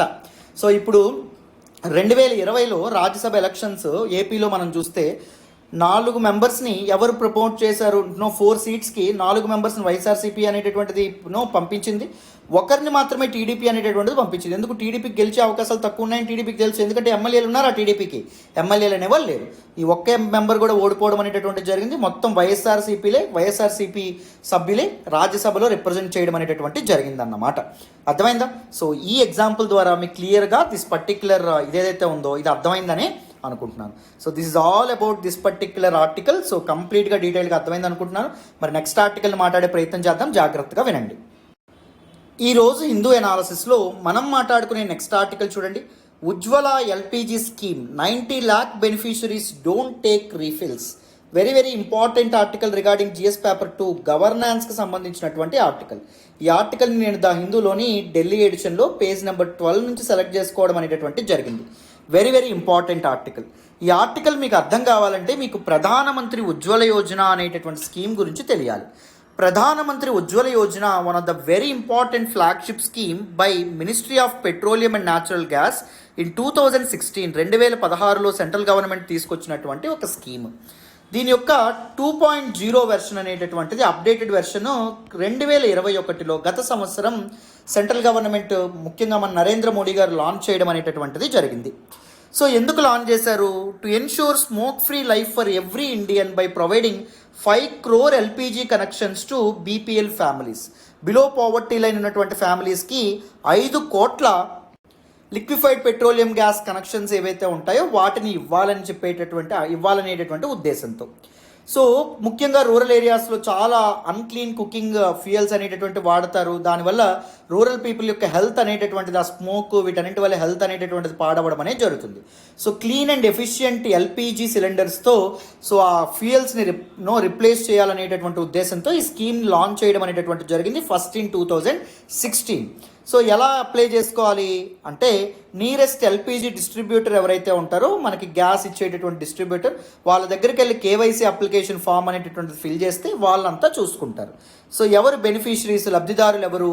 బిలో పావర్టీ లైన్ ఉన్నటువంటి దారిద్ర్య రేఖకు దిగు ఉన్నటువంటి కుటుంబాలు ఏవైతే ఉంటాయో కుటుంబాలకు చెందినటువంటి మహిళలు. So female listed in socio economic caste census 2011 data, 2011 census data ఏదైతే ఉంటుందో దానిలో లిస్ట్ అయి ఉండాలి. అండ్ 18 ఏళ్ళు పైబడి తప్పకుండా ఉండాలి. అండ్ దాంతోపాటు వాళ్ళకి సేవింగ్ బ్యాంక్స్ అకౌంట్ అనేటటువంటిది ఉండాలి in any national bank. And should not have any existing LPG connection in house hold. వాళ్ళ ఇంట్లో ఎగ్జిస్టింగ్ ఎల్పిజి కనెక్షన్ అనేటటువంటిది ఉండకూడదన్నమాట. ఉండకపోతే అప్పుడు కొత్త కనెక్షన్ అనేటటువంటిది ఇవ్వడం అనేటటువంటిది జరుగుతుంది. సో ముఖ్యంగా కోవిడ్-19 లాక్డౌన్ టైంలో కూడా చాలా హెల్ప్ చేయడం అనేటటువంటిది జరిగింది సెంట్రల్ గవర్నమెంట్. సో ఈ బెనిఫిషరీస్ ఎవరైతే ఉన్నారో వాళ్ళకి 3 ఎల్పిజి సిలిండర్స్ని ఫ్రీ ఆఫ్ కాస్ట్ ఉచితంగా ఇవ్వడం అనేటటువంటిది జరిగింది. ఎప్పటి నుంచి? ఏప్రిల్ టు డిసెంబర్ 2020 అన్నమాట. సో ఇప్పుడు మనం దీని గురించి ఫ్యాక్ట్స్ అనేటటువంటి తెలుసుకున్నాం కదా. ఇప్పుడు మనకు న్యూస్లోకి ఎందుకు రావడం అనేటటువంటిది జరిగింది అంటే రైట్ టు ఇన్ఫర్మేషన్ యాక్ట్ ప్రకారం ఒక ఆర్టీఐ యాక్టివిస్ట్ ఎవరైతే ఉంటారో ఆయన వేసినటువంటి క్వశ్చన్ ప్రకారం సమాధానం ఏమొచ్చింది అంటే సెంట్రల్ గవర్నమెంట్ నుంచి 90 lakh బెనిఫిషరీస్, మొత్తం లబ్ధిదారుల్లో 90 లక్షల మంది ఈ ప్రధానమంత్రి ఉజ్వల యోజన స్కీమ్ కింద గ్యాస్ సిలిండర్స్ని రీఫిల్ చేసుకోలేదంట. In the financial year 2021-22 only 1 crore members మాత్రమే రీఫిల్ చేసుకున్నారు. ఇంకో 90 లక్షల మంది రీఫిల్ చేయలేదని చెప్పడం అనేటటువంటిది జరిగింది. Under the scheme government will freely refill the cylinders. కానీ సో ఓన్లీ 1 కోటి మంది మాత్రమే చేసుకున్నారు తప్ప మిగిలిన 90 లక్షల మంది వెనకాడడం అనేటటువంటిది జరిగిందని చెప్తున్నారు. It is a very important serious concern అని regarding the implementation of the scheme అని మనం చెప్పుకోవచ్చు. ఇది మాత్రం మీరు గుర్తుపెట్టుకుంటే సరిపోతుంది. Nothing more important in this particular article. So మరి నెక్స్ట్ ఆర్టికల్ మాట్లాడదాం, వినండి. ఈరోజు హిందూ ఎనాలిసిస్లో మనం మాట్లాడుకునే నెక్స్ట్ ఆర్టికల్ చూడండి. With delimitation over a look at the slate of Jammu and Kashmir. Very very important article regarding GS paper 2 అండి. పాలిటీ అండ్ గవర్నెన్స్కి సంబంధించినటువంటి ఒపెడ్ ఆర్టికల్. ఈ ఆర్టికల్ని నేను ద హిందూలోని ఢిల్లీ ఎడిషన్లో పేజ్ నెంబర్ 6 నుంచి సెలెక్ట్ చేసుకోవడం అనేటటువంటి జరిగింది. This article is clearly talking about delimitation exercise, నియోజకవర్గాల వర్గీకరణ అని అండమనేటటువంటి జరుగుతుంది డీలిమిటేషన్ ప్రాసెస్ని. అసలు what exactly is this delimitation exercise? అసలు నియోజకవర్గాలను ఎందుకు వర్గీకరిస్తారు? సో ఎందుకు దాన్ని పునర్వ్యవస్థీకరిస్తారు? సో దాని వెనక లాజిక్ అండ్ రీజన్ ఏంటి, బ్యాక్గ్రౌండ్ అంతా ఫస్ట్ తెలుసుకున్న తర్వాత మనం అసలు ఈ జమ్మూ అండ్ కాశ్మీర్లో అసలు ఏంటి ప్రాబ్లం అనేటటువంటి తెలుసుకునే ప్రయత్నం చేద్దాం, వినండి. చూడండి అన్న, మొదట డీలిమిటేషన్ అంటే లిటరల్ మీనింగ్ ఏంటి అంటే, డీలిమిటేషన్ అంటే ఫిక్సింగ్ బౌండరీస్ అని అర్థం. డీలిమిటేషన్ అంటే అర్థం ఏంటి? ఫిక్సింగ్ బౌండరీస్, సరిహద్దుల్ని ఫిక్స్ చేయడం. సో ఈ కాంటెక్స్ట్లో డీలిమిటేషన్ అంటే ఏంటి చూద్దామా. It is the act of redrawing boundaries of an assembly or Lok Sabha seat or constituency. ఒక అసెంబ్లీ నియోజకవర్గం కానీ లోక్సభ నియోజకవర్గం యొక్క బౌండరీస్ని రీడ్రా చేస్తే, రీఫ్రేమ్ చేస్తే దాన్ని మనం డీలిమిటేషన్ అంటాం. ఎలా రీఫ్రేమ్ చేయాలి, రీడ్రా చేయాలి? To represent changes in population over time. కాలానుగుణంగా వస్తున్నటువంటి జనాభా మార్పుల్ని దృష్టిలో పెట్టుకొని నియోజకవర్గం, అది అసెంబ్లీ నియోజకవర్గం అవ్వచ్చు, లోక్సభ నియోజకవర్గం అవ్వచ్చు, ఆ కాన్స్టిట్యుయెన్సీ యొక్క బౌండరీస్ని రీడ్రా చేస్తే దాన్ని డీలిమిటేషన్ ఎక్సర్సైజ్ అంటాం. ఎందుకు అసలు డీలిమిటేషన్ ఎక్సర్సైజ్ చేస్తారు కొద్ది నిమిషాల్లో నేను చెప్తాను. అయితే డీలిమిటేషన్ ఎక్సర్సైజ్ని ఎవరండి క్యారీ అవుట్ చేస్తారు? డీలిమిటేషన్ కమిషన్ ఏదైతే ఉంటుందో అది క్యారీ అవుట్ చేస్తుంది. డీలిమిటేషన్ ఇలా చేయాలి, ఇలా చేయకూడదు, బౌండరీస్ ఇలా రీడ్రా చేయాలి, ఇలా రీడ్రా చేయకూడదు అని అది ఆర్డర్స్ పాస్ చేస్తుంది. ఆ ఆర్డర్స్కి ఎలాంటి ఫోర్స్ ఉంటుంది? ఫోర్స్ ఆఫ్ లా ఉంటుంది. ఒక చట్టానికి ఎలాంటి ఫోర్స్ అయితే ఉంటుందో అలాంటి ఒక ఫోర్స్ ఉండడం అనేటటువంటిది జరుగుతుంది. చట్టానికి ఎంత పవర్ ఉంటుందో అంత పవర్ దీనికి ఉంటుంది. అండ్ గుర్తుపెట్టుకోండి, this order cannot be question before any court. So delimitation commission ఈ రకంగా ఆర్డర్ ఇచ్చింది, ఆ రకంగా ఆర్డర్ ఇవ్వలేదు అని కోర్టుల్లో ప్రశ్నించొచ్చా? ప్రశ్నించకూడదు. It is not subjected to judicial review. జాగ్రత్తగా గుర్తుపెట్టుకోండి. And what is the objective to redraw boundaries అండి? చూడండి, in a way so that the population of all seats as far as practicable be the same throughout the state. ఒక రాష్ట్రంలో ప్రతి సీట్కి equal representation అనేటటువంటిది ఉండాలి అని మనకి ఇక్కడ చెప్తున్నారు. జాగ్రత్తగా వినండి. నేను ఒక కాన్స్టిట్యుయెన్సీ తీసుకున్నానన్న, రెండో కాన్స్టిట్యుయెన్సీ ఉంది. సపోజ్ కాన్స్టిట్యుయెన్సీ 1 యొక్క జనాభా సపోజ్ ఫర్ ఎగ్జాంపుల్ 1000 మెంబర్స్ అనుకోండి. కాన్స్టిట్యుయెన్సీ 2 యొక్క జనాభా 1000 మంది అనుకోండి, 1000 మెంబర్స్ అనుకోండి. Constituency 1 over the period of time దీని యొక్క జనాభా విపరీతంగా పెరిగిపోయింది, ప్రాస్పరస్గా మారింది, డెవలప్మెంట్ పెరగడం అనేది జరిగింది, హెల్త్ అంతా సూపర్గా ఉన్నాయి. ఈ కాన్స్టిట్యుయెన్సీ 1 యొక్క జనాభా 2000 అయిపోయింది అనుకుంటాం ఓవర్ ఏ టైం. కాన్స్టిట్యుయెన్సీ 2 యొక్క జనాభా ఏదైతే ఉందో ఇక్కడ ఫెమైన్స్ వచ్చినాయి, కరువు కాటకాలు వచ్చినాయి, ప్రజలు చాలా ఇబ్బందుల్లో ఉండడం అనేటటువంటి జరిగింది. దానివల్ల ఈ పర్టికులర్ కాన్స్టిట్యుయెన్సీ యొక్క జనాభా 700 అయిపోయింది అనుకోండి. అర్థమైందా? 700 పడిపోయింది అనుకోండి. ఇప్పుడు మళ్ళీ ఎన్నికలు జరిగేటప్పుడు ఈ కాన్స్టిట్యుయెన్సీకి ఒక ఎంపీనే ఉంచుదామా అండ్ ఈ కాన్స్టిట్యుయెన్సీకి కూడా ఒక ఎంపీనే ఉంచుదామా? ఇక్కడ చూడండి ఎంత ఇన్ఈక్వాలిటీ ఉందో. 2000 మంది కలిపి ఒక ఎంపీని ఎన్నుకుంటున్నారు, ఇక్కడ 700 మాత్రమే ఒక ఎంపీని ఎన్నుకోవడం అనేటటువంటిది జరుగుతుంది. సో 200 మెంబర్స్ యొక్క ఓట్లు అనేటటువంటి 2000 మంది ఓట్లు ఒక ఎంపీని ఎన్నుకుంటే 700 ఓట్లు ఒక ఎంపీని ఎన్నుకోవడం అనేటటువంటిది జరుగుతుంది. అంటే ఇక్కడ ఒక ఓట్కి ఒక వాల్యూ అనేటటువంటిది ఉండడం అనేటటువంటిది జరగదు. అండ్ ఈ ఎంపీ ఎవరైతే ఉన్నారో 2000 మందికి రిప్రజెంట్ చేసేటటువంటి ఎంపీకి ఎక్కువ ఓవర్ అడ్వాంటేజ్ ఉంటుంది, అన్డ్యూ అడ్వాంటేజ్ ఉంటుంది. ఎందుకంటే 2000 మంది యొక్క రిసోర్సెస్ని ఆయన రిప్రజెంట్ చేస్తాడు. ఆయనకి ఎక్స్ట్రా అడ్వాంటేజ్ అనేది ఉంటుంది. 2000 మందిని పరిపాలిస్తాడు ఆయన. 700 మందిని రిప్రజెంట్ చేసేటటువంటి ఎంపీకి కంపారిటివ్లీ తక్కువ అడ్వాంటేజ్ ఉండడం అనేటటువంటి జరుగుతుంది. సో అది కరెక్టేనా? ఇన్ఈక్వాలిటీ యాక్సెప్ట్ చేయొచ్చా? ఇన్ఈక్వాలిటీ యాక్సెప్ట్ చేయకూడదు. సో అందుకే ఇప్పుడు ఏం చేస్తారు, దిస్ కాన్స్టిట్యుయెన్సీ 1 ఏదైతే ఉంటుందో కాన్స్టిట్యుయెన్సీ 1, కాన్స్టిట్యుయెన్సీ 2 ఏదైతే ఉంటుందో కాన్స్టిట్యుయెన్సీ 2, ఇక్కడ ఎలా చేస్తారు, 2700లో 1350 మందిని కలిపి ఈ కాన్స్టిట్యుయెన్సీలో ఉంచితే ఈ కాన్స్టిట్యుయెన్సీ యొక్క బౌండరీని రీడ్రా చేస్తారు. రీడ్రా చేసి ఎక్స్టెండ్ చేసి 1350 మంది ఈ కాన్స్టిట్యుయెన్సీలో వచ్చినట్టు చేస్తారనమాట. సో దీన్ని ఒక ఎంపీ రిప్రజెంట్ చేస్తారు. ఇప్పుడు దీన్ని ఒక ఎంపీ రిప్రజెంట్ చేయడం అనేటటువంటి జరుగుతుంది. అప్పుడు ఒక ఓటుకు ఒక వాల్యూ ఉంటుందా ఉండదా? ఎలా అయినా చేయొచ్చు. లేకపోతే they may introduce new constituency as well. So ఇక్కడ చూడండి, కాన్స్టిట్యుయెన్సీ 1 ఉంది, కాన్స్టిట్యుయెన్సీ 2 ఉంది కదా, కాన్స్టిట్యుయెన్సీ 3ని కూడా తీసుకురావచ్చు. తీసుకొచ్చి కాన్స్టిట్యుయెన్సీ 1కి 900 మందిని, కాన్స్టిట్యుయెన్సీ 3కి 900 మందిని, కాన్స్టిట్యుయెన్సీ 2కి 900 మంది, 2700 మంది జనాభాని ఈ విధంగా డిస్ట్రిబ్యూట్ చేయొచ్చు. అర్థమైందా? సో ఇందుకోసం మారుతున్నటువంటి జనాభా ప్రకారం ఈ కాన్స్టిట్యుయెన్సీస్, ఈ నియోజకవర్గాలు ఏవైతే ఉంటాయో వాటిని రీడ్రా చేయడం అనేటటువంటిది జరుగుతుంది. చూడండి, this delimitation commission it not only changes the limits of a constituency. ఒక నియోజకవర్గం యొక్క బౌండరీస్ని మార్చడమే కాదు, the process May result in change of the number of seats in a state. ఒక స్టేట్లో నెంబర్ ఆఫ్ సీట్స్, ఇప్పుడు కొత్తగా కాన్స్టిట్యుయెన్సీ యాడ్ చేయడం వల్ల ఏమవుతుంది, సీట్స్ అనేటటువంటివి పెరగడం అనేది జరుగుతుంది. లేకపోతే ఒక కాన్స్టిట్యుయెన్సీని పూర్తిగా తీసేసి కాన్స్టిట్యుయెన్సీ 1ని 2ని కలిపి 2700 కింద మార్చొచ్చు. అర్థమైందా? సో ఈ విధంగా కూడా చేయొచ్చు. ఒక సీట్ని రిమూవ్ కూడా చేయొచ్చు. Most of the times remove చేయరు, మోస్ట్ ఆఫ్ ద టైమ్స్ ఒక కొత్త కాన్స్టిట్యుయెన్సీని యాడ్ చేసేటటువంటి ప్రయత్నం చేస్తారన్నమాట. అర్థమైందా? So this is all about delimitation, that is fixing boundaries. మీకు అర్థమైందని అనుకుంటున్నాను. మరి డీలిమిటేషన్ ఎందుకు చేయాలి ఒకసారి తెలుసుకుందామా? వినండి. So why delimitation? To provide equal representation to equal segments of population. ఇందాక చెప్పుకున్నాం కదా, ఈక్వల్ సెగ్మెంట్స్ ఆఫ్ పాపులేషన్కి ఈక్వల్ రిప్రజెంటేటివ్స్ అనేటటువంటి వాళ్ళు ఉండాలి. సో 900 మనకి 2700లో 2000 మందికి ఒక రిప్రజెంటేటివ్, 700 మందికి ఒక రిప్రజెంటేటివ్ అలా ఉండకూడదు.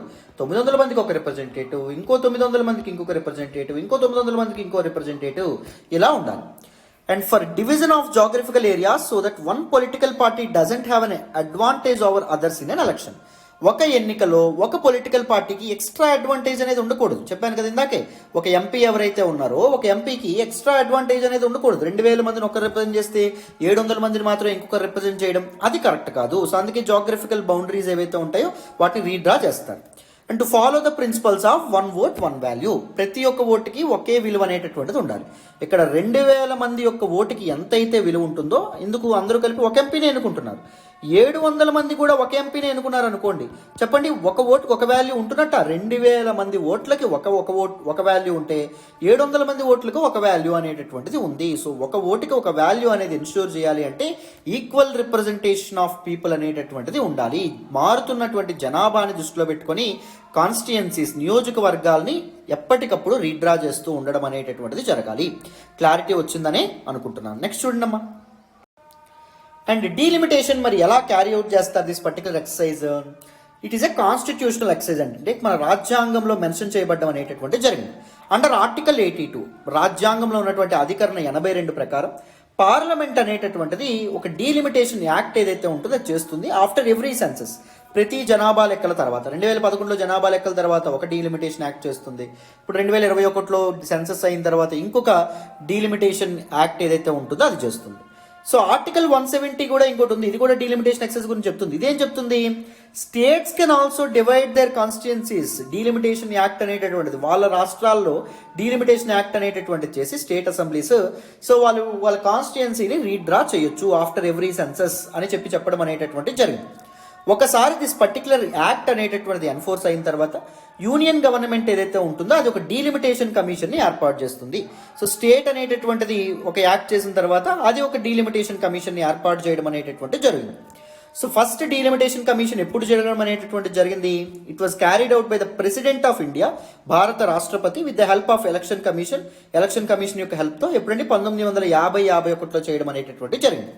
So this delimitation commission act was enacted in 1952, 1952లో చేశారు. అండ్ డీలిమిటేషన్ కమిషన్ ఏదైతే ఉంటుందో అది ఎప్పుడండి సెటప్ చేయడం అనేటువంటి జరిగింది, 4 times సెటప్ చేయడం అనేటటువంటి జరిగింది. 1952లో సెటప్ చేశారు, 1963, 1973, 2002 అండర్ ద యాక్ట్ ఆఫ్ 1952, 1962, 1972, 2002. చెప్పాను కదా, ఫస్ట్ చట్టం అనేది చేస్తారు, తర్వాత డీలిమిటేషన్ కమిషన్ ని యూనియన్ గవర్నమెంట్ ఏదైతే ఉంటుందో అది ఎస్టాబ్లిష్ చేస్తుంది అని చెప్పి మనం చెప్పుకోవడం అనేటటువంటిది జరిగింది. అర్థమైందా? గుర్తుపెట్టుకోండి, 1981 సెన్సస్ తర్వాత, 1991 సెన్సస్ తర్వాత ఎటువంటి డీలిమిటేషన్ ఎక్సర్సైజ్ అనేటటువంటిది క్యారీ అవుట్ చేయలేదు. ఎందుకు అంటే there was no significant change in the population and constituencies. నియోజకవర్గాల్లో పెద్ద స్థాయిలో జనాభాల్లో మార్పులు అనేటటువంటిది రాలేదు కాబట్టి వీటిని మీరు గుర్తుపెట్టుకోవాలి. అర్థమైందా? చాలా చాలా ఇంపార్టెంట్. నెక్స్ట్ చూడండి, మరి డీలిమిటేషన్ కమిషన్ సంగతి ఏంటి, అందులో ఎంతమంది ఉంటారు, ఎవరెవరు ఉంటారు చూడండి. డీలిమిటేషన్ కమిషన్ ఎవరు అపాయింట్ చేస్తారు? ప్రెసిడెంట్ ఆఫ్ ఇండియా అపాయింట్ చేయడం అనేటటువంటి జరుగుతుంది after the parliament passes delimitation act. అది గుర్తుపెట్టుకోవాలి. And it works in collaboration with election commission of India. Election commission of ఇండియాలో ఉన్నటువంటి ఎలక్షన్ కమిషనర్స్, ఈ ప్రతినిధులు ఎవరైతే ఉన్నారో వాళ్ళతో సంప్రదింపులు జరిపి డెలిబరేషన్స్ అనేవి జరిపిన తర్వాత మాత్రమే డీలిమిటేషన్ కమిషన్ ఒక ఆర్డర్ అనేటటువంటిది పాస్ చేస్తుంది for drawing boundaries of constituencies.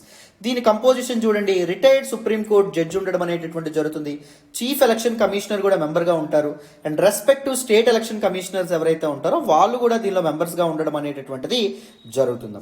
What are the functions? ఇవి చేసేటువంటి ఫంక్షన్ చూడండి, to determine the number and boundaries of constituencies. ఒక పర్టికులర్ రాష్ట్రంలో, దేశంలో ఎంతమంది ఎన్ని కాన్స్టిట్యుయెన్సీస్, ఎన్ని నియోజకవర్గాలు ఉండాలి, ఈచ్ కాన్స్టిట్యుయెన్సీ యొక్క బౌండరీ ఎంతవరకు ఉండాలి, పరిధి ఎంతవరకు ఉండాలి అని చెప్పి నిర్ణయించడం అనేటటువంటిది జరుగుతుంది. To make population of all constituencies nearly equal. So ప్రతి ఒక్క కాన్స్టిట్యుయెన్సీ యొక్క జనాభా ఈక్వల్గా ఉంచడానికి. To identify seats reserved for scheduled caste and scheduled tribes. And ఒక పర్టికులర్ ఏ కాన్స్టిట్యుయెన్సీలో స్కెడ్యూల్డ్ క్యాస్ట్ యొక్క పాపులేషన్ ఎక్కువగా ఉంది, ఏ కాన్స్టిట్యుయెన్సీలో స్కెడ్యూల్డ్ ట్రైబ్స్ యొక్క పాపులేషన్ ఎక్కువ ఉన్నటువంటి పాపులేషన్, స్కెడ్యూల్డ్ క్యాస్ట్ యొక్క పాపులేషన్ ఎక్కువగా ఉందనుకోండి, వాళ్ళ రిప్రజెంటేటివ్గా స్కెడ్యూల్డ్ క్యాస్ట్ వ్యక్తి మాత్రమే ఉంచడం అనేటటువంటి జరుగుతుంది. అంతేనే కాదా, స్కెడ్యూల్డ్ ట్రైబ్ పాపులేషన్ ఎక్కువగా ఉందనుకోండి, ఎస్టీ ఎంపీకే ఎస్టీ క్యాండిడేట్కి దట్ పర్టికులర్ కాన్స్టిట్యుయెన్సీ అప్పగించడం అనేటటువంటిది జరుగుతుంది. Wherever their population relatively large, వాళ్ళ పాపులేషన్ ఎక్కడైతే ఎక్కువగా ఉంటుందో అక్కడ ఎస్సీ కాన్స్టిట్యుయెన్సీ, ఎస్టీ కాన్స్టిట్యుయెన్సీ అని చెప్పి క్లాసిఫై కూడా వీళ్ళే చేస్తారు. And in case of difference of opinion among members of the commission, this delimitation commission మెంబర్స్లో డిఫరెన్స్ ఆఫ్ ఒపీనియన్ వచ్చింది అనుకోండి, సపోజ్ ఒకరు కాన్స్టిట్యుయెన్సీలో బౌండరీస్ చేంజ్ చేయాలి కాన్స్టిట్యుయెన్సీలో అన్నారు, ఇంకొకరు అక్కర్లేదు అంటున్నారు, అలాంటి పక్షంలో the opinion of the majority prevails. So కమిషన్లో ఉండేటటువంటి పీపుల్ ఓటింగ్ అనేది పెట్టుకుంటారు, మెజారిటీ పీపుల్ యొక్క ఒపీనియన్ ఏదైతే ఉంటుందో అదే కన్సిడరేషన్లోకి తీసుకోవడం అనేటటువంటిది జరుగుతుందమ్మా. చాలా చాలా చాలా important this particular delimitation commission. మరి ఇప్పుడు న్యూస్లోకి ఏమొచ్చింది, ఇంపార్టెంట్ ఆస్పెక్ట్స్ తెలుసుకుందాం చూడండి. సో న్యూస్లోకి ఏమొచ్చింది అంటే, జమ్మూ అండ్ కాశ్మీర్ డీలిమిటేషన్ కోసం అసెంబ్లీ నియోజకవర్గాల యొక్క పునర్వ్యవస్థీకరణ కోసం ఏర్పాటు చేయబడినటువంటి డీలిమిటేషన్ కమిషన్ ఏదైతే ఉంటుందో అది మొత్తానికి తన అవార్డుతో ముందుకు రావడం అనేటటువంటిది జరిగింది, తన రిపోర్ట్తో ముందుకు రావడం అనేటటువంటిది జరిగింది. ఇది తన రిపోర్ట్ అనేటటువంటిది ఇచ్చి ఇవ్వగానే జమ్మూ అండ్ కాశ్మీర్ స్టేట్లో హ్యూజ్ ప్రొటెస్ట్లు ఏవైతే ఉన్నాయో, చాలా నిరసనలు ఏవైతే ఉన్నాయో అవి మొదలవ్వడం అనేటటువంటిది జరిగింది అమాంగ్ పొలిటికల్ పార్టీస్ ఆఫ్ కాశ్మీర్లో ఉన్నటువంటి పొలిటికల్ పార్టీస్లో. ఎందుకు దిస్ డీలిమిటేషన్ కమిషన్ ఇచ్చినటువంటి ఈ రిపోర్ట్ ఏదైతే ఉంటుందో నియోజకవర్గాల వర్గీకరణ బీజేపీ పార్టీకి సపోర్ట్గా ఉండడం అనేటటువంటిది జరిగింది. కాశ్మీర్లో ఒకటే పెంచారు, వేరాజ్ మనకి జమ్మూలో వాళ్ళకి ఎక్కువ మద్దతు ఉంటుంది కాబట్టి సో జమ్మూలో ఎక్కువ సీట్లు అనేవి పెంచుకోవడం అనేటటువంటిది జరిగింది. సో డీలిమిటేషన్ కమిషన్ అనేటటువంటిది బీజేపీ తరపుగా ఈ రిపోర్ట్ అనేటటువంటిది ఇచ్చింది అనేటటువంటిది ఎలిగేషన్ అన్నమాట. అండ్ దాంతోపాటు జమ్మూ అండ్ కాశ్మీర్ యొక్క లోకల్ పొలిటికల్ లీడర్స్ ఇచ్చినటువంటి రికమెండేషన్స్, వాళ్ళ యొక్క కన్సర్న్స్ ఏవైతే ఉంటాయో వాటిని కూడా ఈ డీలిమిటేషన్ కమిషన్ పక్కన పెట్టేసింది, అసలు వాటి గురించి కన్సిడర్ చేయలేదు. ఇది కూడా ఇంకొక వాదన. అయితే ఈ వాదనలకు డీలిమిటేషన్ కమిషన్ ఏం చెప్పింది, మొదట మేము ఇచ్చినటువంటి రిపోర్ట్ ఏదైతే ఉంటుందో దాని ప్రకారం ఎలక్షన్స్ కండక్ట్ చేసేద్దాం. ఎందుకు అంటే ఇప్పుడు నాన్ లోకల్ గవర్నమెంట్ ఉంది, ఢిల్లీ ఇప్పుడు పరిపాలిస్తుంది, సెంటర్ పరిపాలిస్తుంది. సో ఇప్పుడు లోకల్ లీడర్స్తో ఒక గవర్నమెంట్, ఒక లెజిస్లేటివ్ అసెంబ్లీని ఏర్పాటు చేద్దాం జమ్మూ అండ్ కాశ్మీర్లో. ఎలక్షన్స్ అయిపోయిన తర్వాత మీ కన్సర్న్స్ అన్నింటినీ మేము తీసుకొని వాటిని ఒకసారి ఆలోచించి అప్పుడు మేమేమో ఒక నిర్ణయం అనేటటువంటిది తీసుకుంటాము అని చెప్పి డీలిమిటేషన్ కమిషన్ అనేటటువంటిది తిరిగి జవాబిచ్చింది. అయితే పొలిటికల్ పార్టీస్ అదంతా జరగడానికి వీల్లేదు, ఎలక్షన్స్ జరిగే ముందే మీరు ఏవైనా మా కన్సర్న్స్ అనేటటువంటివి మీరు కన్సిడర్ చేయాలని చెప్పి అంటున్నారు. సో కమిషన్ ఏముంటుంది, మీ కన్సర్న్స్ ఇష్యూస్ మీరు రైజ్ చేసిన అన్నింటి వాటి ఏవైతే ఉన్నాయో వాటన్నింటినీ మేము కన్సిడర్ చేసే రిపోర్ట్ అనేటటువంటిది ఇచ్చాము. మేమేమి మీ కన్సర్న్స్ని, మీ ఇష్యూస్ని, మీ ఛాలెంజెస్ని మేము పక్కన పెట్టేయలేదు, మేము అన్నింటినీ కన్సిడర్ చేశామని చెప్పి డీలిమిటేషన్ కమిషన్ అంటుంది. దానివల్ల వచ్చింది సమస్య. సో మీరు కన్సిడర్ చేయలేదని వీళ్ళు అంటారు, లేదా కన్సిడర్ చేసే ఈ రిపోర్ట్ అనేటటువంటిది ఇచ్చామని చెప్పి కమిషన్ అంటుంది. సో ఈ రెండింటి గ్యాప్ ఏదైతే ఉంటుందో, మిస్కమ్యూనికేషన్ ఏదైతే ఉంటుందో దానివల్ల సో చాలా ప్రొటెస్ట్లు అనేటటువంటివి, ముఖ్యంగా పొలిటికల్లీ ఇండ్యూస్డ్ ప్రొటెస్ట్లు అనేటటువంటివి అండ్ దాంతోపాటు వైలెన్స్ అనేటటువంటిది జమ్మూ అండ్ కాశ్మీర్లో చెలరేగుతుంది ఇప్పుడు. అయితే ఎలక్షన్ కమిషన్ కూడా ఏముంటుంది, సెంటర్కే సపోర్ట్ చేస్తుంది. ఎలక్షన్స్ ఫస్ట్ కండక్ట్ చేసేద్దాం, ఎందుకు అంటే అక్కడ నాన్ లోకల్ అడ్మినిస్ట్రేషన్ అనేటటువంటిది ఉంది. సో డెమోక్రసీ అనేటటువంటిది, ప్రజాస్వామ్యం అక్కడ ఎన్ష్యూర్ చేయాలంటే అక్కడ పీపుల్ ఎన్నుకున్నటువంటి లీడర్స్ అక్కడ పరిపాలించాలి అనేటటువంటి విధంగా ఎవరు చెప్తున్నారు మనకి, దిస్ పర్టిక్యులర్ ఎలక్షన్ కమిషన్ ఏదైతే ఉంటుందో అది చెప్పడం అనేటటువంటిది జరుగుతుంది. ఎలక్షన్ కమిషన్ ఎలక్షన్స్ అర్జెంటుగా కండక్ట్ చేసేద్దాం అనడం వల్ల కూడా ఈ ప్రొటెస్ట్లు అనేటటువంటివి ఇంకా సివియర్ అవ్వడం అనేటటువంటిది జరిగింది. అండ్ ఇంకొంతమంది ఏమంటున్నారు, ఆర్టికల్ 370 అండ్ 35A అబ్రోగేట్ చేసింది కదా సెంట్రల్ గవర్నమెంట్ ఆగస్టు 5, 2019 సో ఇది అన్కాన్స్టిట్యూషనల్ అని చెప్పి సుప్రీంకోర్టులో పిటిషన్ చేశాం. సుప్రీంకోర్టులో కేసు ఉంటుండగా ఈ డీలిమిటేషన్ ఎక్సర్సైజ్ అనేటటువంటిది చేసేసి అర్జెంటుగా ఎలక్షన్స్ అనేటటువంటివి కండక్ట్ చేసేసి సో స్టేట్ యొక్క జమ్మూ అండ్ కాశ్మీర్ ఎల్స్ట్వెల్ స్టేట్ యొక్క స్పెషల్ స్టేటస్ని బలవంతంగా లాగేసుకుందాం అనుకుంటుంది సెంటర్ అని చెప్పి కొంతమంది వాదనలు అనేటటువంటివి వినిపిస్తూ ఉన్నారు. ఈ కాంటెక్స్ట్లో వే ఫార్వర్డ్ అనేటటువంటిది మనకు ఆర్డర్స్ ఇవ్వడం అనేటటువంటిది జరిగింది. ఈ ప్రొటెస్ట్లు, ఈ వైలెన్స్ అనేటటువంటిది ఆగాలంటే అక్కడ పొలిటికల్ ఇన్స్టెబిలిటీ ఉండకూడదు. ఏదో ఒకలాగా ఫస్ట్ అక్కడ క్లీన్ అండ్ ఫెయిర్ ఎలక్షన్స్ ఏవైతే ఉన్నాయో అవి జరగాలి. ఎందుకంటే దిస్ పర్టిక్యులర్ ఇదేదైతే ఉంటుందో జమ్మూ అండ్ కాశ్మీర్ వ్యాలీ ఏదైతే ఉంటుందో it is vulnerable to, it is a victim of severe violence and severe anarchy and over the years. So అక్కడ అర్జెంట్గా క్లీన్ అండ్ ఫెయిర్ ఎలక్షన్స్ అనేటటువంటివి జరగాలి. And administration, legal authority, government ఇవన్నీ Jammu and Kashmir యొక్క పూర్వ వైభవం ఏదైతే ఉంటుందో పొలిటికల్ స్టెబిలిటీని మళ్ళీ తీసుకొచ్చేటటువంటి ప్రయత్నం చేయాలి. అండ్ దాంతోపాటు ఆర్బిట్రరీ అరెస్ట్ ఏవైతే ఉంటాయో వాటన్నింటినీ ఇది చేసేటటువంటి ప్రయత్నం కూడా చేయాలి. అంటే వాటన్నింటినీ కంట్రోల్ చేసే ప్రయత్నం చేయాలి. పీపుల్ యొక్క రైట్స్ అండ్ దాంతోపాటు ప్రజల యొక్క హక్కులు అండ్ ప్రజల యొక్క ఫ్రీడమ్స్, స్వేచ్ఛ ఏదైతే ఉంటుందో, లిబర్టీకి ఎటువంటి భంగం కలగకుండా అక్కడ పరిస్థితుల్ని చక్కదిద్దాలనే విధంగా మనకి చెప్పడం అనేటటువంటిది జరిగింది. సో జమ్మూ అండ్ కాశ్మీర్లో ఉన్నటువంటి గవర్నమెంట్ అండ్ పొలిటికల్ లీడర్స్ కానీ లేకపోతే దిస్ పర్టిక్యులర్ సెంట్రల్ గవర్నమెంట్లో ఉన్నటువంటి వాళ్ళు కానీ ప్రజల్లో కాన్ఫిడెన్స్ నింపే విధంగా ప్రయత్నాలు అనేటటువంటి జరపాలి. కానీ సో ప్రజల్ని విడగొట్టేలాగా గవర్నమెంట్స్ యొక్క డిసిషన్స్ అనేటటువంటి ఉండకూడదు అనే విధంగా మనకి ఇక్కడ వే ఫార్వర్డ్ చెప్పడం అనేటటువంటి జరిగింది. సో మీకు ఇక్కడ డీలిమిటేషన్ కమిషన్ అంటే ఏంటి అండ్ దాంతోపాటు దిస్ పర్టిక్యులర్ ఆర్టికల్ ఏదైతే ఉంటుందో అది డీటెయిల్డ్గా ఇన్డెప్త్ అర్థమైందని అనుకుంటున్నాను. సో మరి నెక్స్ట్ ఆర్టికల్ మాట్లాడదాం, వినండమ్మా. ఈరోజు హిందూ ఎనాలిసిస్లో మనం మాట్లాడుకునే నెక్స్ట్ ఆర్టికల్ చూడండి. Prime minister calls for world health organization reform. Very very important article regarding GS paper 2, international ఆర్గనైజేషన్స్కి, ఇంటర్నేషనల్ రిలేషన్స్కి సంబంధించినటువంటి ఆర్టికల్. ఈ ఆర్టికల్ నేను ద హిందూలోని ఢిల్లీ ఎడిషన్లో పేజ్ నెంబర్ 11 నుంచి సెలెక్ట్ చేసుకోవడం అనేటటువంటి జరిగింది. చాలా ఇంపార్టెంట్ ఆర్టికల్ అమ్మ. సో మన prime minister Narendra Modi garu US president Joseph Biden host చేసినటువంటి ఒక important summit, that is second global COVID-19 summit ఏదైతే ఉంటుందో దీనిలో పార్టిసిపేట్ చేయడం అనేటటువంటి జరిగింది. COVID-19 అకస్మాత్తుగా మన జీవితాల్లోకి వచ్చి మన జీవితాల్లో పెను ప్రకంపనలు సృష్టించడం అనేటటువంటి జరిగింది. సో మన దేశమే కాకుండా ప్రపంచ దేశాల యొక్క ఎకానమీస్ని కుదిపేసింది. అండ్ దాంతోపాటు different anomalies in our system, మన సిస్టంలో ఉన్నటువంటి చాలా లోపాలు ఏవైతే ఉంటాయో వాటిని ఎక్స్పోజ్ చేసినటువంటి మహమ్మారి, పాండమిక్ అని చెప్పి మనం చెప్పుకోవచ్చు.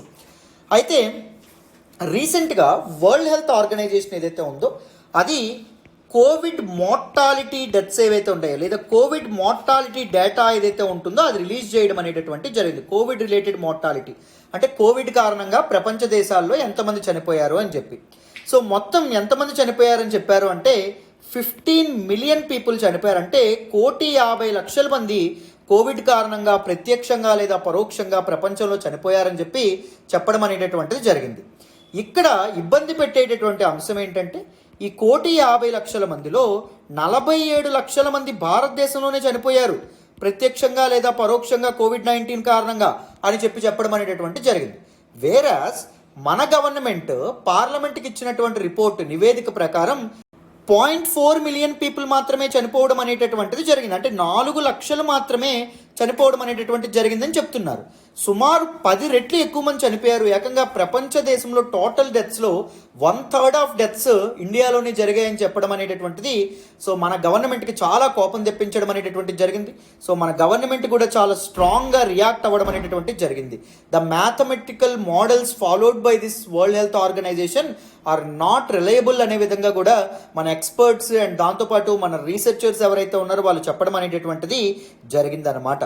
ఈ పరిస్థితుల దృష్ట్యా దిస్ సెకండ్ గ్లోబల్ కోవిడ్-19 సమిట్కి వర్చువల్గా హాజరైనటువంటి మన ప్రైమ్ మినిస్టర్ నరేంద్ర మోడీ గారు ఏం చెప్పారు అంటే వరల్డ్ హెల్త్ ఆర్గనైజేషన్లో రిఫార్మ్స్ అనేటటువంటివి, సంస్కరణలు అనేటటువంటివి తీసుకురావాలి, ప్రోగ్రెసివ్ చేంజెస్ అనేటటువంటివి తీసుకురావాలి. ఎందుకు అంటే రెజైలెంట్ గ్లోబల్ హెల్త్ సెక్యూరిటీ ఆర్కిటెక్చర్ నిర్మించడానికి వరల్డ్ హెల్త్ ఆర్గనైజేషన్లో సంస్కరణలు చేపట్టాలని చెప్పడం అనేటటువంటిది జరిగిందన్నమాట.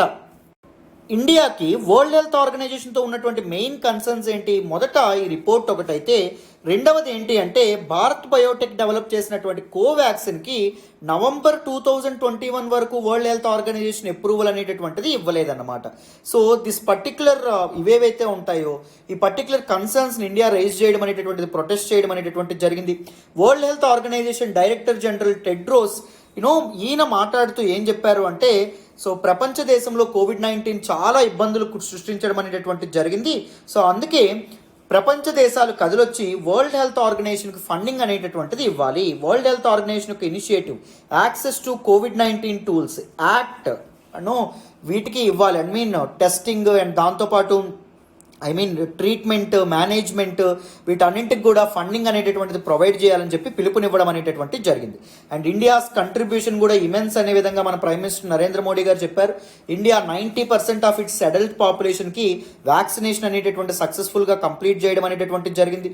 అండ్ దాంతోపాటు COVAX initiative, global vaccine distribution network ఏదైతే ఉంటుందో దానికి ఏకంగా 200 మిలియన్ డోసెస్ ఆఫ్ వ్యాక్సిన్స్ని మనం సప్లై చేసాం టు అరౌండ్ 98 కంట్రీస్ అనే విధంగా చెప్పడం అనేది జరిగింది. అండ్ దాంతోపాటు ఇండియా కోవిడ్ మిటిగేషన్ టెక్నాలజీస్ని కూడా డెవలప్ చేసింది for very low cost.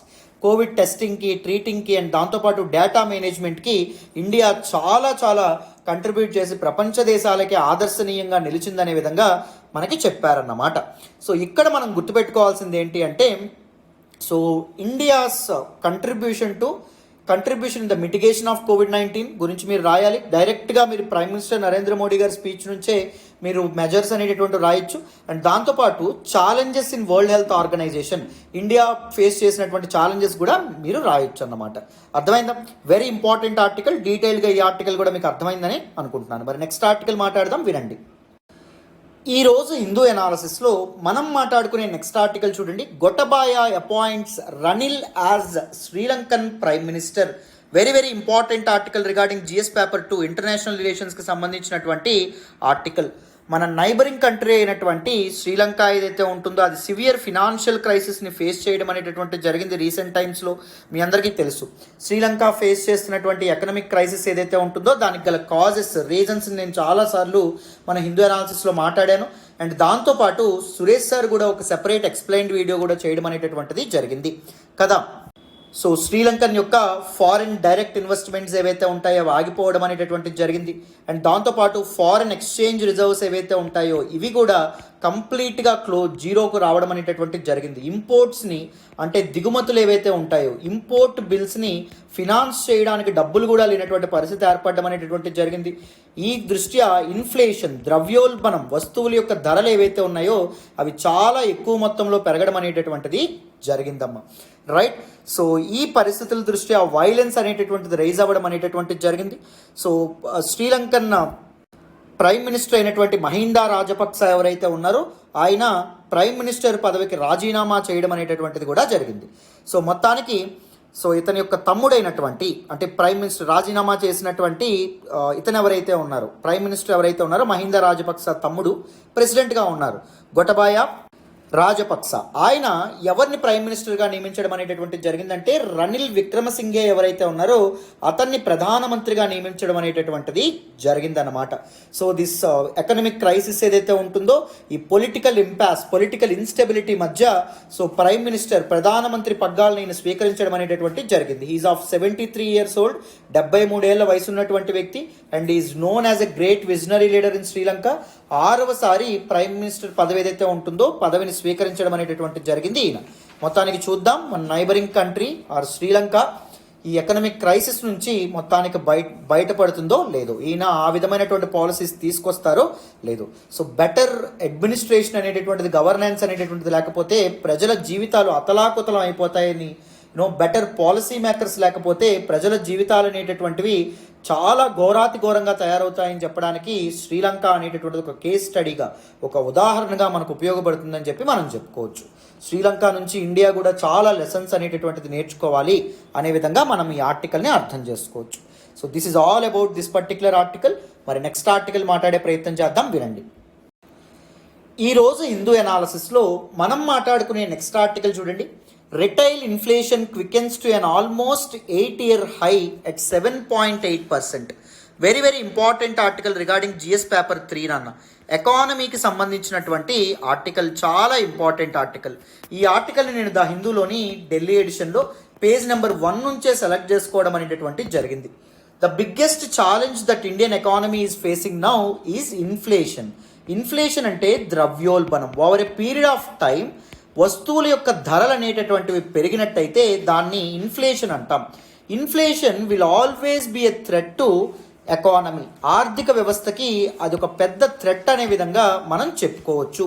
So మొదట మనం ఇన్ఫ్లేషన్ అంటే ఏంటో అర్థం చేసుకోవాలి, తర్వాత ఈ ఆర్టికల్ని మనం ఎక్స్ప్లెయిన్ చేద్దాం, ఓకేనా? సో ఇన్ఫ్లేషన్ గురించి నేను ఆల్రెడీ హిందూ అనాలిసిస్ ఇప్పటికే చాలాసార్లు చెప్పాను. ఎవరైనా ఆల్రెడీ ఇన్ఫ్లేషన్ గురించి చూసేసినట్టయితే, బ్యాక్గ్రౌండ్ తెలిసినట్టయితే, సో బ్యాక్గ్రౌండ్ పార్ట్ అంతా స్కిప్ చేయండి. ఎందుకంటే ఒక్కరైనా కొత్త వాళ్ళు చూస్తారని చెప్పి సో మళ్ళీ మళ్ళీ చెప్పడం అనేటటువంటి జరుగుతుంది. అందుకోసమని ఇక్కడ ఇంక్లూడ్ చేస్తున్నాను, ఓకేనా? వినండి. సో చూడండి అన్న, మనకి మొదట వచ్చేటటువంటి ప్రశ్న, ఇన్ఫ్లేషన్, ద్రవ్యోల్బణం అంటే ఏంటి ఇంతకి అనేటటువంటి ప్రశ్న వస్తుంది. చూడండి, ఫస్ట్ డెఫినేషన్ చెప్పుకున్నాం. Inflation is a general rise in prices. in prices over a period of time.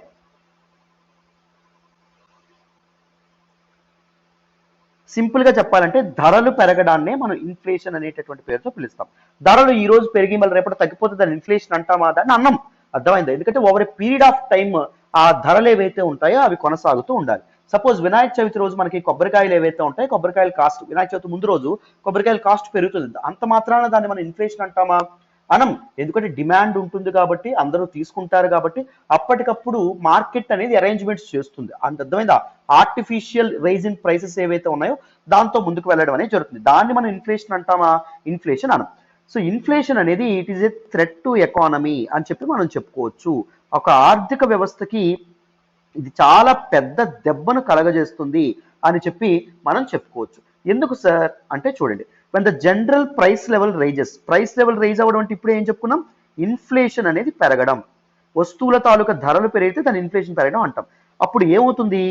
Currency యొక్క పర్చేసింగ్ పవర్ ఏదైతే ఉంటుందో అది తగ్గిపోతుంది. వస్తువుల్ని కొనుగోలు చేసే శక్తి ఏదైతే ఉంటుందో అది పడిపోవడం అనేది జరుగుతుంది. ఎలా సార్?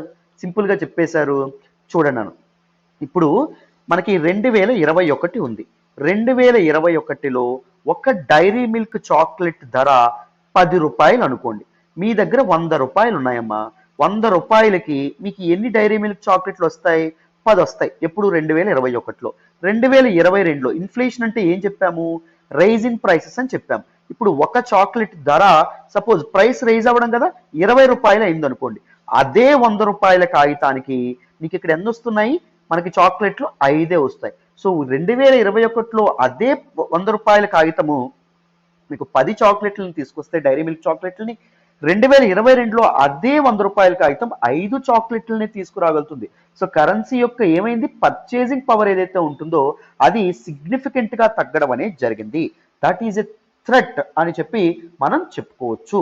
రైట్. మరి ఇన్ఫ్లేషన్ ని ఎవరు కంట్రోల్ చేయడానికి ప్రయత్నిస్తారు అంటే బోత్ గవర్నమెంట్ ఏదైతే ఉంటుందో గవర్నమెంట్ కంట్రోల్ చేయడానికి ప్రయత్నిస్తుంది అండ్ దాంతో పాటు ఆర్బీఐ కూడా చేస్తుందండి.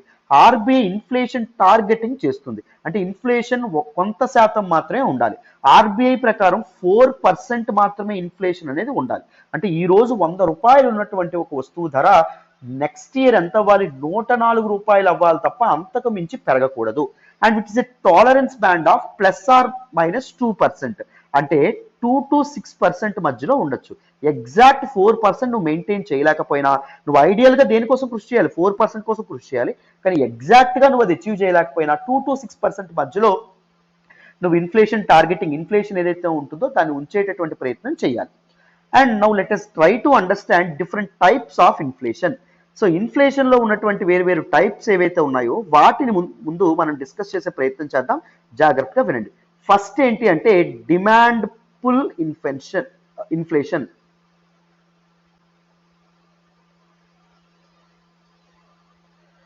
సో ఇది ఎందుకు జరుగుతుంది? పేరులోనే ఉంది. ఒక ఎకానమీలో ఒక ఆర్థిక వ్యవస్థలో డిమాండ్ గిరాకీ అనేది పెరిగింది అనుకోండి, అప్పుడు డిమాండ్ పుల్ ఇన్ఫ్లేషన్ ఏదైతే ఉంటుందో అది రావడం అనేది జరుగుతుంది. అర్థమైందా? మామూలుగా డిమాండ్ పుల్ ఇన్ఫ్లేషన్ అనేది ఎందుకు జరుగుతుంది, ఎందుకు వస్తుంది, ఏది కారణం అవుతుంది? Increase in money supply in the economy. ఎకానమీలో మనీ సప్లై ఎక్కువగా ఉందనుకోండి డిమాండ్ పెరుగుతుంది. మీ జేబులో డబ్బులు ఎక్కువ ఉన్నాయనుకోండి గిరాకీ పెరుగుతుంది. ఎలా సార్? సింపుల్ గా చెప్పే ప్రయత్నం చేస్తాను, జాగ్రత్తగా వినండి. ఇక్కడ 3 వ్యక్తులు ఉన్నారు. 3 వ్యక్తులకి పెళ్ళయింది. సండే ఫిష్ మార్కెట్కి వెళ్ళాలనుకుంటున్నారు. ఫిష్ మార్కెట్ ఏదైతే ఉంటుందో ఈ ఫిష్ ఆ మార్కెట్ అమ్మేవాడు ఎవరైతే ఉన్నారో ఆయన దగ్గర ఒకటే ఉంది. ఇతని దగ్గర ₹1000 ఉన్నాయి, ఇతని దగ్గర ₹2000 ఉన్నాయి, ఇతని దగ్గర ₹3000 ఉన్నాయి. అవునా కాదా? ఉన్నాయి. జాగ్రత్తగా గమనించండి. 3కి పెళ్ళయింది. 3 పిల్లలు ఏం చెప్తున్నారంటే మీరు చేప తీసుకురాకపోతే నేను అసలు మీతో మాట్లాడను, మీకు అసలు ఈ కాళ్ళు ఎరగొడతాను, మీరు ఇంట్లో ఎంటర్ అవ్వడానికే లేదు అని మ్యాండేట్ చేశారు అనుకోండి. సో ఇతను ఫస్ట్ వెళ్తాడు ఇతని దగ్గరికి, ఇతను కూడా వెళ్తాడు, ఇతను కూడా వెళ్తాడు. సో ఒకే చేప ఉంది, 3 పోటీ పడతా ఉన్నారు. ఇతను ఏం చేస్తాడు? 3 పోటీ పడుతున్నారు కాబట్టి చేప యొక్క కాస్ట్ ₹500 అయినా ఏం చెప్తాడు? ₹1000 అని చెప్తాడు. ₹1000 చెప్తే 3 సిద్ధపడతారా లేదా? వాళ్ళ ఇంట్లో తీసుకురమ్మన్నారు, తప్పకుండా సిద్ధపడతారు. సో ఆ 3కి ఏంటి తక్కువ చెప్పేశానా అని చెప్పి ఏం చెప్తాడు? ₹1000 చెప్తాడు. ₹1000 చెప్పాడని చెప్పాను కదా. ఇప్పుడు 2000 చెప్తాడు. 2000 చెప్తే ఎవడు ఎలిమినేట్ అవుతాడు? ఇతను ఎలిమినేట్ అయిపోతాడు. సో 2000 చెప్తే వీళ్ళిద్దరు రెండో వ్యక్తి మూడో వ్యక్తి కూడా ఓకే అంటారు. ఇప్పుడు 2000 అన్నా వీళ్ళు వస్తాను అంటున్నారంటే దీనికి చాలా గిరాకీ ఉంది, డిమాండ్ ఉంది. సో ఎంత చెప్తాం? ఇప్పుడు 3000 చెప్దాం అనుకుంటాడు. సో 2000 వ్యక్తి ఎవరైతే ఉన్నారో ఆయన ఎలిమినేట్ అయిపోతాడు. సో ప్రజల చేతుల్లో డబ్బులు ఉన్నప్పుడు కొద్దీ ఏం జరుగుతుంది? వస్తువు యొక్క డిమాండ్ అనేది విపరీతంగా పెరిగిపోతుంది. వస్తువు యొక్క ప్రైసెస్ ఏవైతే ఉన్నాయో అవి విపరీతంగా పెరగడం అనేది జరుగుతుంది. ఈ విధంగా ఎగ్జాంపుల్ తో మీరు చెప్పుకుంటే మీరు అర్థం చేసుకుంటే మీరు ఈజీగా అర్థం చేసుకుంటారన్నమాట. అండ్ దాంతోపాటు ఇంకొకటి ఏంటి అంటే గవర్నమెంట్ స్పెండింగ్ ఏదైతే ఉంటుందో అది ఎక్కువగా ఉన్నప్పుడు గవర్నమెంట్ వెల్ఫేర్ స్కీమ్స్ గురించి కానీ లేకపోతే డబ్బులు పంచుతుంది అనుకోండి ఫ్రీగా, ఇలాంటి సార్లు ప్రజల చేతుల్లోకి డబ్బులు వస్తాయా? లేకపోతే గవర్నమెంట్ ఒక ఒక ప్రాజెక్ట్ ఏదైతే ఉంటుందో ఒక మైనింగ్ ప్రాజెక్ట్ అనౌన్స్ చేయడం కానీ లేకపోతే ఒక రిజర్వాయర్ ప్రాజెక్ట్ అనౌన్స్ చేయడం కానీ చేస్తే ఎక్కువ మందికి ఏమవుతాయి? ఉద్యోగాలు దొరుకుతాయి. ఉద్యోగాలు దొరికినప్పుడు నెల నెల జీతాలు వస్తాయి. నెల నెల జీతాలు వచ్చినప్పుడు ప్రజల చేతుల్లో డబ్బులు పడతాయి. ప్రజల జేబుల్లో డబ్బులు పడితే ఏం జరుగుతుందని చెప్పాం? డిమాండ్ అనేది పెరుగుతుంది అని చెప్పి కూడా మనం చెప్పడం అనేది జరిగింది. అవునా? So government spending or fiscal stimulus అని కూడా అంటారు. అంటే నగదు ద్వారా ప్రజల్ని ఆదుకునేటటువంటి ప్రయత్నం, నగదు ఫ్రీగా బదిలీ చేసి. అర్థమైందా? ఇది కూడా జరగడం అనేది జరుగుతుంది. అండ్ లో అన్ఎంప్లాయ్మెంట్ రేట్ అంటే ఎక్కువ మందికి ఎంప్లాయ్మెంట్ ఉందనుకోండి అప్పుడు కూడా ఇన్ఫ్లేషన్ అనేది పెరుగుతుంది. ఎక్కువ మంది ఉద్యోగాలు చేశారు అనుకోండి అది కూడా ఇన్ఫ్లేషన్ కి కారణం అవ్వడం అనేది జరుగుతుంది. అర్థమైందా? ఏ ఇన్ఫ్లేషన్ కి? డిమాండ్ పుల్ ఇన్ఫ్లేషన్ ఏదైతే ఉంటుందో డిమాండ్ పుల్ ఇన్ఫ్లేషన్. సింపుల్ గా గుర్తుపెట్టుకోండి, ప్రజల చేతుల్లో డబ్బులు ఉంటే డిమాండ్ పెరుగుతుంది, డిమాండ్ పెరిగితే వస్తువుల ధరలు పెరుగుతాయి. సెకండ్ది చూడండి, కాస్ట్ పుష్ ఇన్ఫ్లేషన్.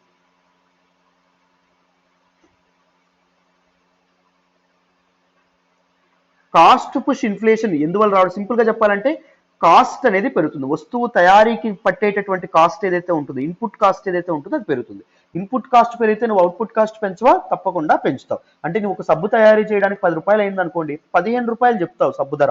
లేకపోతే సబ్బు తయారు చేయడానికి ₹20 అయింది అనుకోండి, ₹30 చెప్తావు. లాభంతోనే కదా నువ్వు వ్యాపారం చేస్తావు. So cost push inflation. So input prices ఏవైతే ఉన్నాయి, ఇన్పుట్ కాస్ట్ ఏవైతే ఉన్నాయి, వస్తువు తయారు చేయడానికి కావాల్సినటువంటి ధరలు పెరిగినాయి అనుకోండి, అప్పుడు కాస్ట్ పుష్ ఇన్ఫ్లేషన్ ఏదైతే ఉంటుందో అది పెరగడం అనేది జరుగుతుంది. లేకపోతే హోర్డింగ్ ఏదైనా ఉందనుకోండి, అంటే వస్తువులు సప్లై అనేది ఉంది మార్కెట్లో, కానీ నువ్వేం చేస్తావు, బయటకు రిలీజ్ చేయకుండా ఒక నీ ఇంట్లో పెట్టుకొని గొడవంలో పెట్టుకొని దాచుకున్నావు. గొడవంలో పెట్టుకొని దాచుకుంటే మార్కెట్లో సప్లై పడిపోతుంది. సప్లై పడిపోయినప్పుడు ఏం జరుగుతుంది, ధరలు పెరుగుతాయి. ధరలు పెరిగినప్పుడు నువ్వు వాటిని రిలీజ్ చేస్తావు. వాటిని మనం హోర్డింగ్ అనేటటువంటి పేరుతో కూడా పిలవడం అనేది జరుగుతుంది. ఇండైరెక్ట్ ట్యాక్సెస్ ఏవైతే ఉన్నాయి, ఇప్పుడు జిఎస్టీ లాంటివి పెరిగాయి అనుకోండి కంపెనీల మీద, ఏం జరుగుతుంది, అవి ఏం చేస్తాయి, ఆ జిఎస్టీ ఎవరి మీద వస్తాయి, ప్రజల మీదే వేయడం అనేది జరుగుతుంది. సో వస్తువుల యొక్క ధరలు ఏవైతే ఉంటాయో అవి విపరీతంగా పెరగడం అనేది జరుగుతుంది. ఫుడ్ ఇన్ఫ్లేషన్ అంటే అందరం దేనికోసం అండి బతుకుతున్నా, నేను ఇప్పుడు టీచ్ చేస్తున్నానన్నా లేకపోతే మీరు బతుకుతున్నారన్నా దేనికోసం, అందరూ తిండి కోసమే కదా, ఫుడ్ కోసమే కదా. ద బేసిక్ నెసెసిటీ ఏంటి ఇక్కడ, ఫుడ్. ఫుడ్ కాస్ట్ పెరిగింది అనుకోండి, నువ్వేం చేస్తావు, ఇప్పుడు ఫుడ్ కాస్ట్ విపరీతంగా పెరిగిందండి, ఇన్ఫ్లేషన్ పెరుగుతుంది. నేనేం చెప్తాను, సురేష్ సార్ దగ్గరికి వెళ్ళి, సార్ నాకు ఇచ్చే పే కంటే కాస్త ఎక్కువ ఇవ్వండి, ఎందుకంటే తినడానికి కూడా నాకు సరిపోవట్లేదు, అడుగుతానా లేదా. ఇప్పుడు నేను ఎక్కువ అడిగాను అనుకోండి ఇన్ కేస్ మనీ, అప్పుడు సురేష్ సార్ ఆ డబ్బు అంతా ఎవరి మీద వేస్తారు, మీరు ఎవరో ఒకరు జాయిన్ అవుతారు, స్టూడెంట్స్ మీదే కదా, మీకు ఫీజుల కింద వసూలు చేస్తారా లేదా. సో ఫుడ్ ఇన్ఫ్లేషన్ అనేది పెరిగినా కూడా ఏం జరుగుతుంది, వస్తువుల ధరలు ఏవైతే ఉంటాయో వాటిని పెరగడం అనేది జరుగుతుంది. వస్తువులు మరియు సేవల యొక్క విలువ ఏదైతే ఉంటుందో అది పెరగడం అనేది జరుగుతుంది. మూడవ వెరీ ఇంపార్టెంట్ ఇన్ఫ్లేషన్ ఏంటి అంటే బిల్ట్ ఇన్ ఇన్ఫ్లేషన్ అని చెప్పి అనడం అనేది జరుగుతుంది. చాలా చాలా ఇంపార్టెంట్ అండి ఇవన్నీ టర్మ్స్. మీకు ఎకానమీలో చాలా మంది కష్టం అనుకుంటారు, బట్ ఇవన్నీ ఎగ్జాంపుల్ ద్వారా అర్థం చేసుకుంటే మీకు ఈజీగా అర్థం అవుతుంది అన్నమాట. అర్థమైందా. This inflation involves a high demand for wages by workers.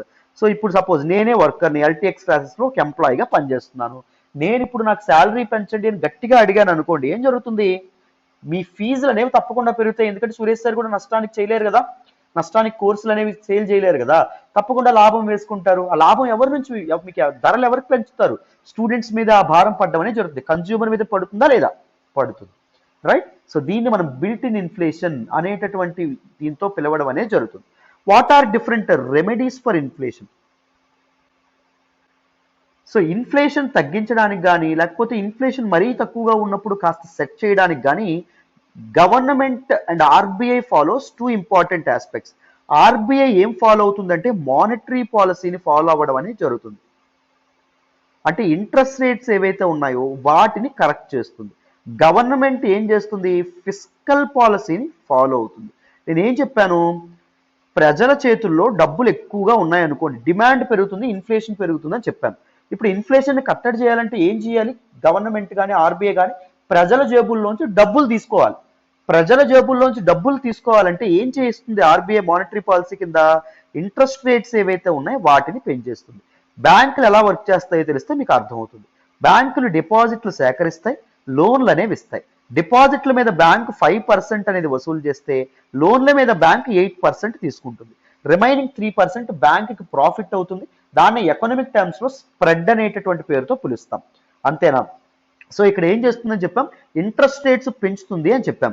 అంటే 5% ఇవ్వాల్సింది 8% ఇక్కడ ఇస్తానంటుంది డిపాజిట్ మీద. నువ్వు నా బ్యాంకులో డిపాజిట్ చెయ్యి, నీకు డబ్బులు ఎక్స్ట్రా ఇస్తాం అంటుంది. సో ఇదేం చేస్తుంది, అండ్ దాంతోపాటు లోన్ల మీద కూడా ఇంట్రెస్ట్ అనేది పెంచుతుంది. 8% కాస్త 15% చేశారు అనుకోండి, ఇంత మొత్తం చేయరు బట్ అనుకోండి ఇన్ కేసు. ఇప్పుడు ఏం జరుగుతుంది, డిపాజిట్లకు ఎక్కువ డబ్బులు వస్తున్నాయి, నువ్వు బీరువాలో డబ్బులు ఉంచుకుంటావా, ఉంచుకో. బ్యాంక్ ఎక్కువ రిటర్న్స్ ఇస్తుందా లేదా, బ్యాంకులో పెట్టుకోవడానికి చూస్తావా లేదా, పెట్టుకోవడానికి చూస్తావా. సో నీ జేబులో డబ్బులు ఏమవుతాయి, ఖాళీ అయిపోతాయా, ఖాళీ అయిపోతాయి. అండ్ దాంతోపాటు దీస్ లోన్స్ 15% లోన్కి ఇంట్రెస్ట్ కట్టాల్సి వస్తుంది నీకు. సో అప్పుడు నువ్వు లోన్ తీసుకుంటావా, వామ్మో ఎంత కట్టాల్సి వస్తుందా అని చెప్పి నువ్వు లోన్ తీసుకోవు. సో లోన్లు the banks will discourage these people to lend loans. అర్థమైందా నీకు, అర్థమైంది, to take loans, to receive loans. So జనాల జేబులో డబ్బులు ఉంటాయి, మరి లోన్లు కూడా తీసుకోపోతే డబ్బులు అనేవి ఉండవు. డబ్బులు అనేవి లేకపోతే డిమాండ్ పెరుగుతుంది, ఆ డిమాండ్ అనేది పెరగదు. అర్థమైందా. నేను ఏదైతే మనం చెప్పామో ఒక ఎగ్జాంపుల్ ద్వారా తెలుసుకుంటే మీకు ఈజీగా అర్థమవుతుంది. అండ్ దాంతోపాటు కొన్ని non institutionalised policy decisions, banks కూడా కొన్ని డెసిషన్స్ తీసుకుంటాయి. ఆర్బీఐ ఏం చేస్తాయంటే మనకి ఈ ఏటీఎంస్ ఉంటాయా, ఈ ఏటీఎంస్ తాలూకా నెంబర్ అనేది తగ్గించేస్తాయి. ఎప్పుడైనా గుర్తుపెట్టారా, మీకు ఏటీఎంస్ ఎక్కువగా కనిపిస్తే what you always want to do, you always try to withdraw money. Money చేతిలో ఉంటే ఏం చేస్తుంది, మనీ ఖాళీగా ఉండనిస్తుందా, నేను ఏదో ఒకటి ఖర్చు పెట్టించాలనిపిస్తుంది. సో ఏటీఎంస్ నెంబర్ ఏదైతే ఉంటుందో దాన్ని సిగ్నిఫికెంట్గా తగ్గించేస్తూ ఉంటారు. అర్థమైందా, ముఖ్యంగా అర్బన్ ఏరియాస్లో. సో ఇలాంటివి బ్యాంక్స్లో పనిచేసే వాళ్ళకి ఈజీగా తెలుస్తుంది. సో చూడండి మళ్ళీ ఇంకా గవర్నమెంట్ ఏం చేస్తుంది, ఫిస్కల్ పాలసీ అంటాం. ఈ ఫిస్కల్ పాలసీ వల్ల గవర్నమెంట్ ఏం చేస్తుంది అంటే ట్యాక్స్ రేట్స్ ఏవైతే ఉన్నాయో వాటిని పెంచడం కానీ వాటిని తగ్గించడం కానీ చేస్తుంది. జనాల జేబుల్లో డబ్బులు తీసేయాలి, అప్పుడు ఏం చేయాలి గవర్నమెంట్, ట్యాక్స్లు పెంచాలి, పెంచితే పన్నులు ఎక్కువ మంది కడతారు, జనాల జేబుల్లో డబ్బులు మిగులుతాయా, డబ్బులు అనేవి మిగలవు. అర్థమైందా? సో వీటిని మనం ఫిస్కల్ పాలసీ అనేటటువంటి పేరుతో పిలుస్తాం. ట్యాక్సేషన్ కానీ అండ్ స్పెండింగ్ బై గవర్నమెంట్ ఇంతకేం చెప్పుకున్నాం, గవర్నమెంట్ ఎక్కువగా స్పెండ్ చేస్తుంది అనుకోండి, ప్రజల చేతిలోకి ఎక్కువగా డబ్బులు వస్తాయి, అవునా కాదా? గవర్నమెంట్ ఎక్కువ ప్రాజెక్ట్స్ చేపట్టింది అనుకోండి, ఎంప్లాయ్మెంట్ పెరుగుతుందా లేదా? హయ్యర్ ఎంప్లాయ్మెంట్ రేట్ ఏం చేస్తుంది, ఇన్ఫ్లేషన్ కారణం అవుతుందని చెప్పుకున్నామా లేదా? అందరి చేతిలో డబ్బులు ఉంటే వస్తువుల ధరలు తప్పకుండా పెరిగిపోతాయి. సో గవర్నమెంట్ స్పెండింగ్ అనేది ఆపేస్తుంది. సో ఇన్ఫ్లేషన్ ని కంట్రోల్ చేయడానికి బోత్ ఆర్బీఐ అండ్ దాంతో పాటు ప్రభుత్వం, గవర్నమెంట్ ఏదైతే ఉన్నాయో దే కలెక్టివ్లీ వర్క్ టుగెదర్ అమ్మ. అర్థమైందా? మరి ఇన్ఫ్లేషన్ ని ఎలా మెజర్ చేస్తారు? బ్రాడర్ లెవెల్లో మనం మాట్లాడుకుంటే హోల్సేల్ ప్రైస్ ఇండెక్స్, హోల్సేలర్ దగ్గర వస్తువుల ధరలు ఎలా మారుతున్నాయి. ఇండెక్స్ అంటే సూచి, దేన్ని సూచిస్తుంది, the change in wholesale price, wholesaler అమ్మేటటువంటి ప్రైస్ ఏదైతే ఉంటుందో అక్కడ ఏమైనా చేంజ్ వస్తుందా. సెకండ్ ఏంటి, కన్జ్యూమర్ ప్రైస్ ఇండెక్స్, ఇండెక్స్ అంటే సూచి, ఇది దేని రికార్డ్ చేస్తుంది, change in the consumer prices.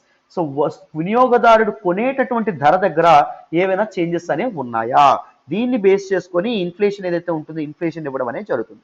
WPI wholesale price index ని ఒకరిస్తారు, కన్జ్యూమర్ ప్రైస్ ఇండెక్స్ ని ఇంకొకరు ఇస్తారు. సో హోల్సేల్ ప్రైస్ ఇండెక్స్ ని ఎవరు రిలీజ్ చేస్తారు, కన్జ్యూమర్ ప్రైస్ ఇండెక్స్ ని ఎవరు రిలీజ్ చేస్తారో నా కామెంట్ బాక్స్ లో తెలియజేయండి. ఎంతవరకు కరెక్ట్ గా చెప్తారో చూద్దాం. అర్థమైందా? క్లారిటీ వచ్చింది. మరి some important terminologies related to inflation మనం మాట్లాడదాం, జాగ్రత్తగా వినండి. ఫస్ట్ వన్ ఏంటి అంటే disinflation. What exactly is disinflation sir? Reduction in the rate of inflation. Inflation ఉంది కానీ ఇన్ఫ్లేషన్ రేట్ పెరిగింది, రేట్ తగ్గింది, సారీ. 10% ఇన్ఫ్లేషన్ అనేది ఉండేది అనుకోండి, ఇది ఇప్పుడు సపోజ్ 6% అయింది అనుకోండి, దాన్ని మనం డిజిన్ఫ్లేషన్ అని చెప్పి అంటాం. సెకండ్ ఏంటో చూడండి, డిఫ్లేషన్. డిఫ్లేషన్ అంటే persistent decrease in the price level, prices ఏవైతే ఉన్నాయో అవి విపరీతంగా తగ్గిపోవడం, నెగటివ్ ఇన్ఫ్లేషన్ అని చెప్పి అనడం అనేది జరుగుతుంది. అర్థమైందా? సో ఈ ఇయర్ 100 రూపాయలు ఉందనుకోండి, మనకు సపోజ్ నెక్స్ట్ ఇయర్కి అది 90 రూపాయలే అయిపోయింది అనుకోండి, దాని డిఫ్లేషన్ అనేటటువంటి పేరుతో పిలుస్తారు.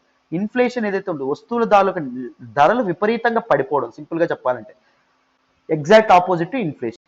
నెక్స్ట్ చూడండి అమ్మా, క్రీపింగ్ ఇన్ఫ్లేషన్ అంటాం. క్రీపింగ్ అంటే పాకడం. ఇన్ఫ్లేషన్ రేట్ ఏదైతే ఉంటుందో అది తక్కువగా ఉంటుంది, అప్ టు 3% ఉందనుకోండి, ఇన్ఫ్లేషన్ స్లోగా పాకుతుంది అంటాం, మెల్లమెల్లగా ఇదవుతుంది అంటాం. నెక్స్ట్ ఏంటంటే వాకింగ్ ఆర్ ట్రాటింగ్ ఇన్ఫ్లేషన్ అంటారు. ఇన్ఫ్లేషన్ ఇప్పుడు కొద్దిగా నడుస్తుంది, పాకడం కాదు, నడుస్తుంది, కొద్దిగా స్పీడ్ పరిగెడుతుంది. ఇన్ఫ్లేషన్ రేట్ 3 to 7% ఉందనుకోండి, వాకింగ్ ఆర్ ట్రాటింగ్ ఇన్ఫ్లేషన్ అంటాం. నెక్స్ట్ వన్ చూడండి, రన్నింగ్ ఆర్ గ్యాలోపింగ్ ఇన్ఫ్లేషన్ అంటాం. ఇక్కడ ఏం జరుగుతుంది, ఏకంగా పరిగెట్టేస్తుంది inflation. So inflation rate more than 10% ఉందనుకోండి, అప్పుడు రన్నింగ్ ఆర్ గ్యాలోపింగ్ ఇన్ఫ్లేషన్ అంటాం. నెక్స్ట్ వన్ చూడండి, run away or hyper inflation అంటాం. ఇది మరీ ఎక్కువ, విపరీతంగా దూసుకెళ్ళిపోతూ ఉంటుంది ఇది. సో ద ఇన్ఫ్లేషన్ రేట్ ఏదైతే ఉంటుందో అది ఎక్స్ట్రీమ్ ఉంటాయి, 20%, 30%, 40% కొన్ని ఏరియాస్లో ఉంటాయి, వెనిజులా లాంటి కంట్రీస్లో. సో అక్కడ రన్ అవే లేదా హైపర్ ఇన్ఫ్లేషన్ అని చెప్పి అనడం అనేది జరుగుతుంది. అండ్ నెక్స్ట్ ఇంపార్టెంట్ ఆస్పెక్ట్ చూడండి, స్టాగ్ఫ్లేషన్ అంటాం. రీసెంట్గా COVID-19 టైంలో మనకి న్యూస్లోకి రావడం అనేది జరిగింది. Stagflation is a combination of stagnant అంటే ఏంటి, ఆగిపోవడం. ఎకానమీ అనేది పరిగెత్తట్లా, ఎకానమీ స్లోగానే ఉంది కానీ ఇన్ఫ్లేషన్ అనేది పెరిగిపోతుంది. అంటే రెసిషన్ ఉందనుకోండి ప్లస్ ఇన్ఫ్లేషన్ ఉందనుకోండి, ఇప్పుడు COVID-19 వల్ల అన్ని మూతపడిపోయినాయి, అన్ని క్లోజ్ అయిపోయినాయి, కానీ ఇన్ఫ్లేషన్ అనేది విపరీతంగా పెరగడం అనేది జరిగిందమ్మా. అర్థమైందా? అంటే అన్ఎంప్లాయ్మెంట్ ఉంది అండ్ దాంతోపాటు వస్తువుల ధరలు కూడా విపరీతంగా పెరిగిపోతున్నాయి. మన ఇన్ఫ్లేషన్ పెరగడానికి కారణం ఏం చెప్పాం, హయ్యర్ ఎంప్లాయ్మెంట్ రేట్ అని చెప్పుకున్నాం, అవునా కాదా? ఎక్కువ మందికి ఉద్యోగాలు ఉన్నాయనుకోండి, వాళ్ళ చేతిలో డబ్బులు ఉంటాయి, డబ్బులుంటే డిమాండ్ పెరుగుతుంది, ఇన్ఫ్లేషన్ పెరుగుతుందని చెప్పాం. ఎవరికి ఉద్యోగాలు లేకపోయినా ఇన్ఫ్లేషన్ పెరుగుతుంది అనుకోండి, దాన్ని మనం స్టాగ్ఫ్లేషన్ అనేటటువంటి పేరుతో పిలవడం అనేది జరుగుతుంది. అర్థమైందా? These are some important terminologies regarding inflation. So మీకు డీటెయిల్డ్గా ఇన్ఫ్లేషన్ అంటే ఇన్ఫ్లేషన్ యొక్క బ్యాక్గ్రౌండ్ ఆస్పెక్ట్స్ ఏవైతే ఉన్నాయో అర్థమైనాయి అనుకుంటున్నాను. మరి ఇప్పుడు న్యూస్లోకి ఏమొచ్చిందో తెలుసుకునే ప్రయత్నం చేద్దాం, జాగ్రత్తగా వినాలి నాన్న. సో న్యూస్లోకి ఏమొచ్చిందంటే నేషనల్ స్టాటిస్టికల్ ఆఫీస్ ఎన్ఎస్ఓ ఏదైతే ఉంటుందో అది ఏప్రిల్ నెల యొక్క CPI data consumer price index ఏదైతే ఉంటుందో దాన్ని రిలీజ్ చేయడం అనేటటువంటి జరిగింది. కన్జ్యూమర్ ప్రైస్ ఇండెక్స్ అంటే ఏంటి? ఇండెక్స్ అంటే సూచి. ఈ సూచి దేన్ని చూపిస్తుంది? కన్జ్యూమర్ లెవెల్లో ప్రైస్ వేరియేషన్ ఏదైతే ఉంటుందో దాన్ని చూపించడం అనేటటువంటి జరుగుతుంది. వినియోగదారుడు ఎవరైతే ఉంటారో ఆయన దగ్గరకు వచ్చేటప్పటికి వస్తువు ధర ఎలా మార్పు చెందుతుంది అని చెప్పి చూపించడం అనేటటువంటిది జరుగుతుంది అన్నమాట. అర్థమైందా? సో మార్చి నెల సిపిఐ కన్జ్యూమర్ ప్రైస్ ఇండెక్స్ అనేటటువంటిది 6.95% ఉంటే ఏప్రిల్ నెలలో ఏకంగా 7.8%కి పెరగడం అనేటటువంటిది జరిగిందంట. 8 ఇయర్ హై. గత 8 ఏళ్లలో సిపిఐ ఇంత పెరగడం అనేటటువంటిది, ఇంత 7.8 రీచ్ అవ్వడం అనేటటువంటిది ఇదే తొలిసారి అనే విధంగా మనకు చెప్పడం అనేటటువంటిది జరిగింది. జాన్ 2014తో పోలిస్తే సో ఇదే జాన్ 2014లో 8 కంటే ఎక్కువ ఉండేది. ఇప్పుడు 7.7 ఆల్మోస్ట్ 8కి చేరుకోవడం అనేటటువంటి జరుగుతుంది. రూరల్ ఇన్ఫ్లేషన్ చూడండి, అంటే రూరల్ ఏరియాస్లో వస్తువుల యొక్క ధరలు ఇంకా ఎక్కువ పెరుగుతున్నాయి. 8.4%కి చేరుకోవడం అనేటటువంటిది జరిగిందంట. సో ఫుడ్ ప్రైసెస్ ఏవైతే ఉంటాయో అవి కూడా పెరగడం అనేటటువంటిది జరుగుతుంది. ఫుడ్ ప్రైసెస్ అనేటటువంటివి పెరిగితే ఇంకా ఇన్ఫ్లేషన్ పెరుగుతుంది. ఎందుకంటే అందరికి కావాల్సింది ఏంటి? తిండి. ఒకవేళ ఫుడ్ రైస్ ప్యాకెట్ నేను ఇప్పుడు కొనుక్కునేది ఇప్పుడు 1400. సో అదే రైస్ ప్యాకెట్ రేపటికి 3000 అయింది అనుకోండి, నేను ఏం చేస్తాను? మా సురేష్ సార్కి, సార్ నాకు శాలరీ పెంచండి, ఎందుకంటే నేను నా ఫ్యామిలీ తినాలి కదా, సో ప్రైసెస్ పెరిగినాయి అంటాను. సో సురేష్ సార్ ఏం చేస్తారు? ఆ భారం ఎవరి మీద వేస్తారు? స్టూడెంట్స్ మీద వేస్తారు. సురేష్ సార్ కూడా ఫీజులు పెంచడం అనేటటువంటి జరుగుతుంది. ఫుడ్ ప్రైసెస్ అనేవి పెరిగితే, ఫుడ్ ఇన్ఫ్లేషన్ అనేటటువంటిది పెరిగితే ఏం జరుగుతుంది? తప్పకుండా అన్నింటి ధరలు కూడా పెరగడం అనేటటువంటి జరుగుతుంది. ఫుడ్ అండ్ ఆయిల్ ఈ రెండు పెరిగితే.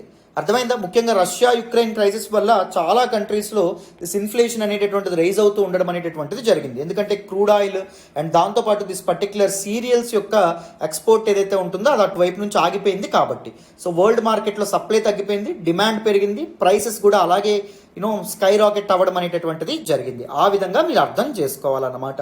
మొత్తానికి ఆర్బీఐ ఇన్ఫ్లేషన్ని తగ్గించడానికి, ఇన్ఫ్లేషన్ని కంట్రోల్లో పెట్టడానికి రీసెంట్గా అకస్మాత్తుగా ఒక ఆఫ్ స్కెడ్యూల్ మీటింగ్ అనేటటువంటిది పెట్టి ఆర్బీఐ యొక్క మానిటరీ పాలసీ కమిటీ ఏదైతే ఉంటుందో అది మీటింగ్ పెట్టి ఏ డెసిషన్ తీసుకుంది? ఇంట్రెస్ట్ రేట్స్ ఏవైతే ఉంటాయో వాటిని కట్ చేయడం అనేటటువంటిది జరిగింది. ముఖ్యంగా బెంచ్ మార్క్ ఇంట్రెస్ట్ రేట్ అనేటువంటి రెపో రేట్ ఏదైతే ఉంటుందో దాన్ని తగ్గించడం అనేటటువంటి జరిగింది. ఎందుకు రెపో రేట్ని తగ్గించింది అంటే ఎకానమీలో మనీ సప్లై ఏదైతే ఉంటుందో మనీ సప్లైని కంప్లీట్గా తగ్గించడానికి. ఎకానమీలో మనీ సప్లై అనేటటువంటి తగ్గితే వస్తువుల యొక్క ధరలు ఆటోమేటిక్గా తగ్గడం అనేటటువంటిది జరుగుతుంది కాబట్టి. అర్థమైందా? So monetary policy committee monetary policy instruments ద్వారా ఇన్ఫ్లేషన్ని, మనీ సప్లైని కంట్రోల్ చేయడం అనేటటువంటి జరుగుతుంది. Monetary policy committee monetary policy instruments ద్వారా repo rate, reverse repo rate, bank rate, CSR, SLR, so ఇలాంటివన్నీ ఉండడం అనేటువంటి జరుగుతుంది. వీటన్నిటి మీద సురేష్ సార్ ఆల్రెడీ వీడియో చేస్తున్నారు. సో మీ ఎవరికైనా తెలియకపోతే ఈ కీవర్డ్స్తో పక్కన ఎల్టీఎక్స్ క్లాస్ అని చెప్పి సెర్చ్ చేయండి. సురేష్ సార్ చెప్పిన వీడియో అనేటటువంటిది మీకు వస్తుంది. అదేవిధంగా నేను కూడా చాలాసార్లు ఇండియా అనాలిసిస్లో చెప్పాను. That is the reason why I don't want to waste much of your time, right? So this is about it. So instruments అనేటటువంటి ఉపయోగించి ఏం చేస్తారు monetary policy committee? Monetary policy instruments అనేటివి ఉపయోగించి ఎకానమీలో మనీ సప్లైని కంట్రోల్ చేయడం ద్వారా ఇన్ఫ్లేషన్ని కంట్రోల్ చేయడం అనేటటువంటి జరుగుతుందన్నమాట. అర్థమైందా? Very very very important article. So డీటెయిల్డ్గా ఈ ఆర్టికల్ కూడా మీకు అర్థమైందని అనుకుంటున్నాను. సో మన ఎకానమీ ఫేస్ చేస్తున్నటువంటి పెద్ద థ్రెట్ ఇప్పుడు inflation. So this is all about this article and this is all about today's the Hindu analysis. మళ్ళీ రేపటి హిందూ అనాలిసిస్లో కలుద్దామమ్మా. So thank you so much for all the support and all the love so far. Thank you so much. Bye నాన్న.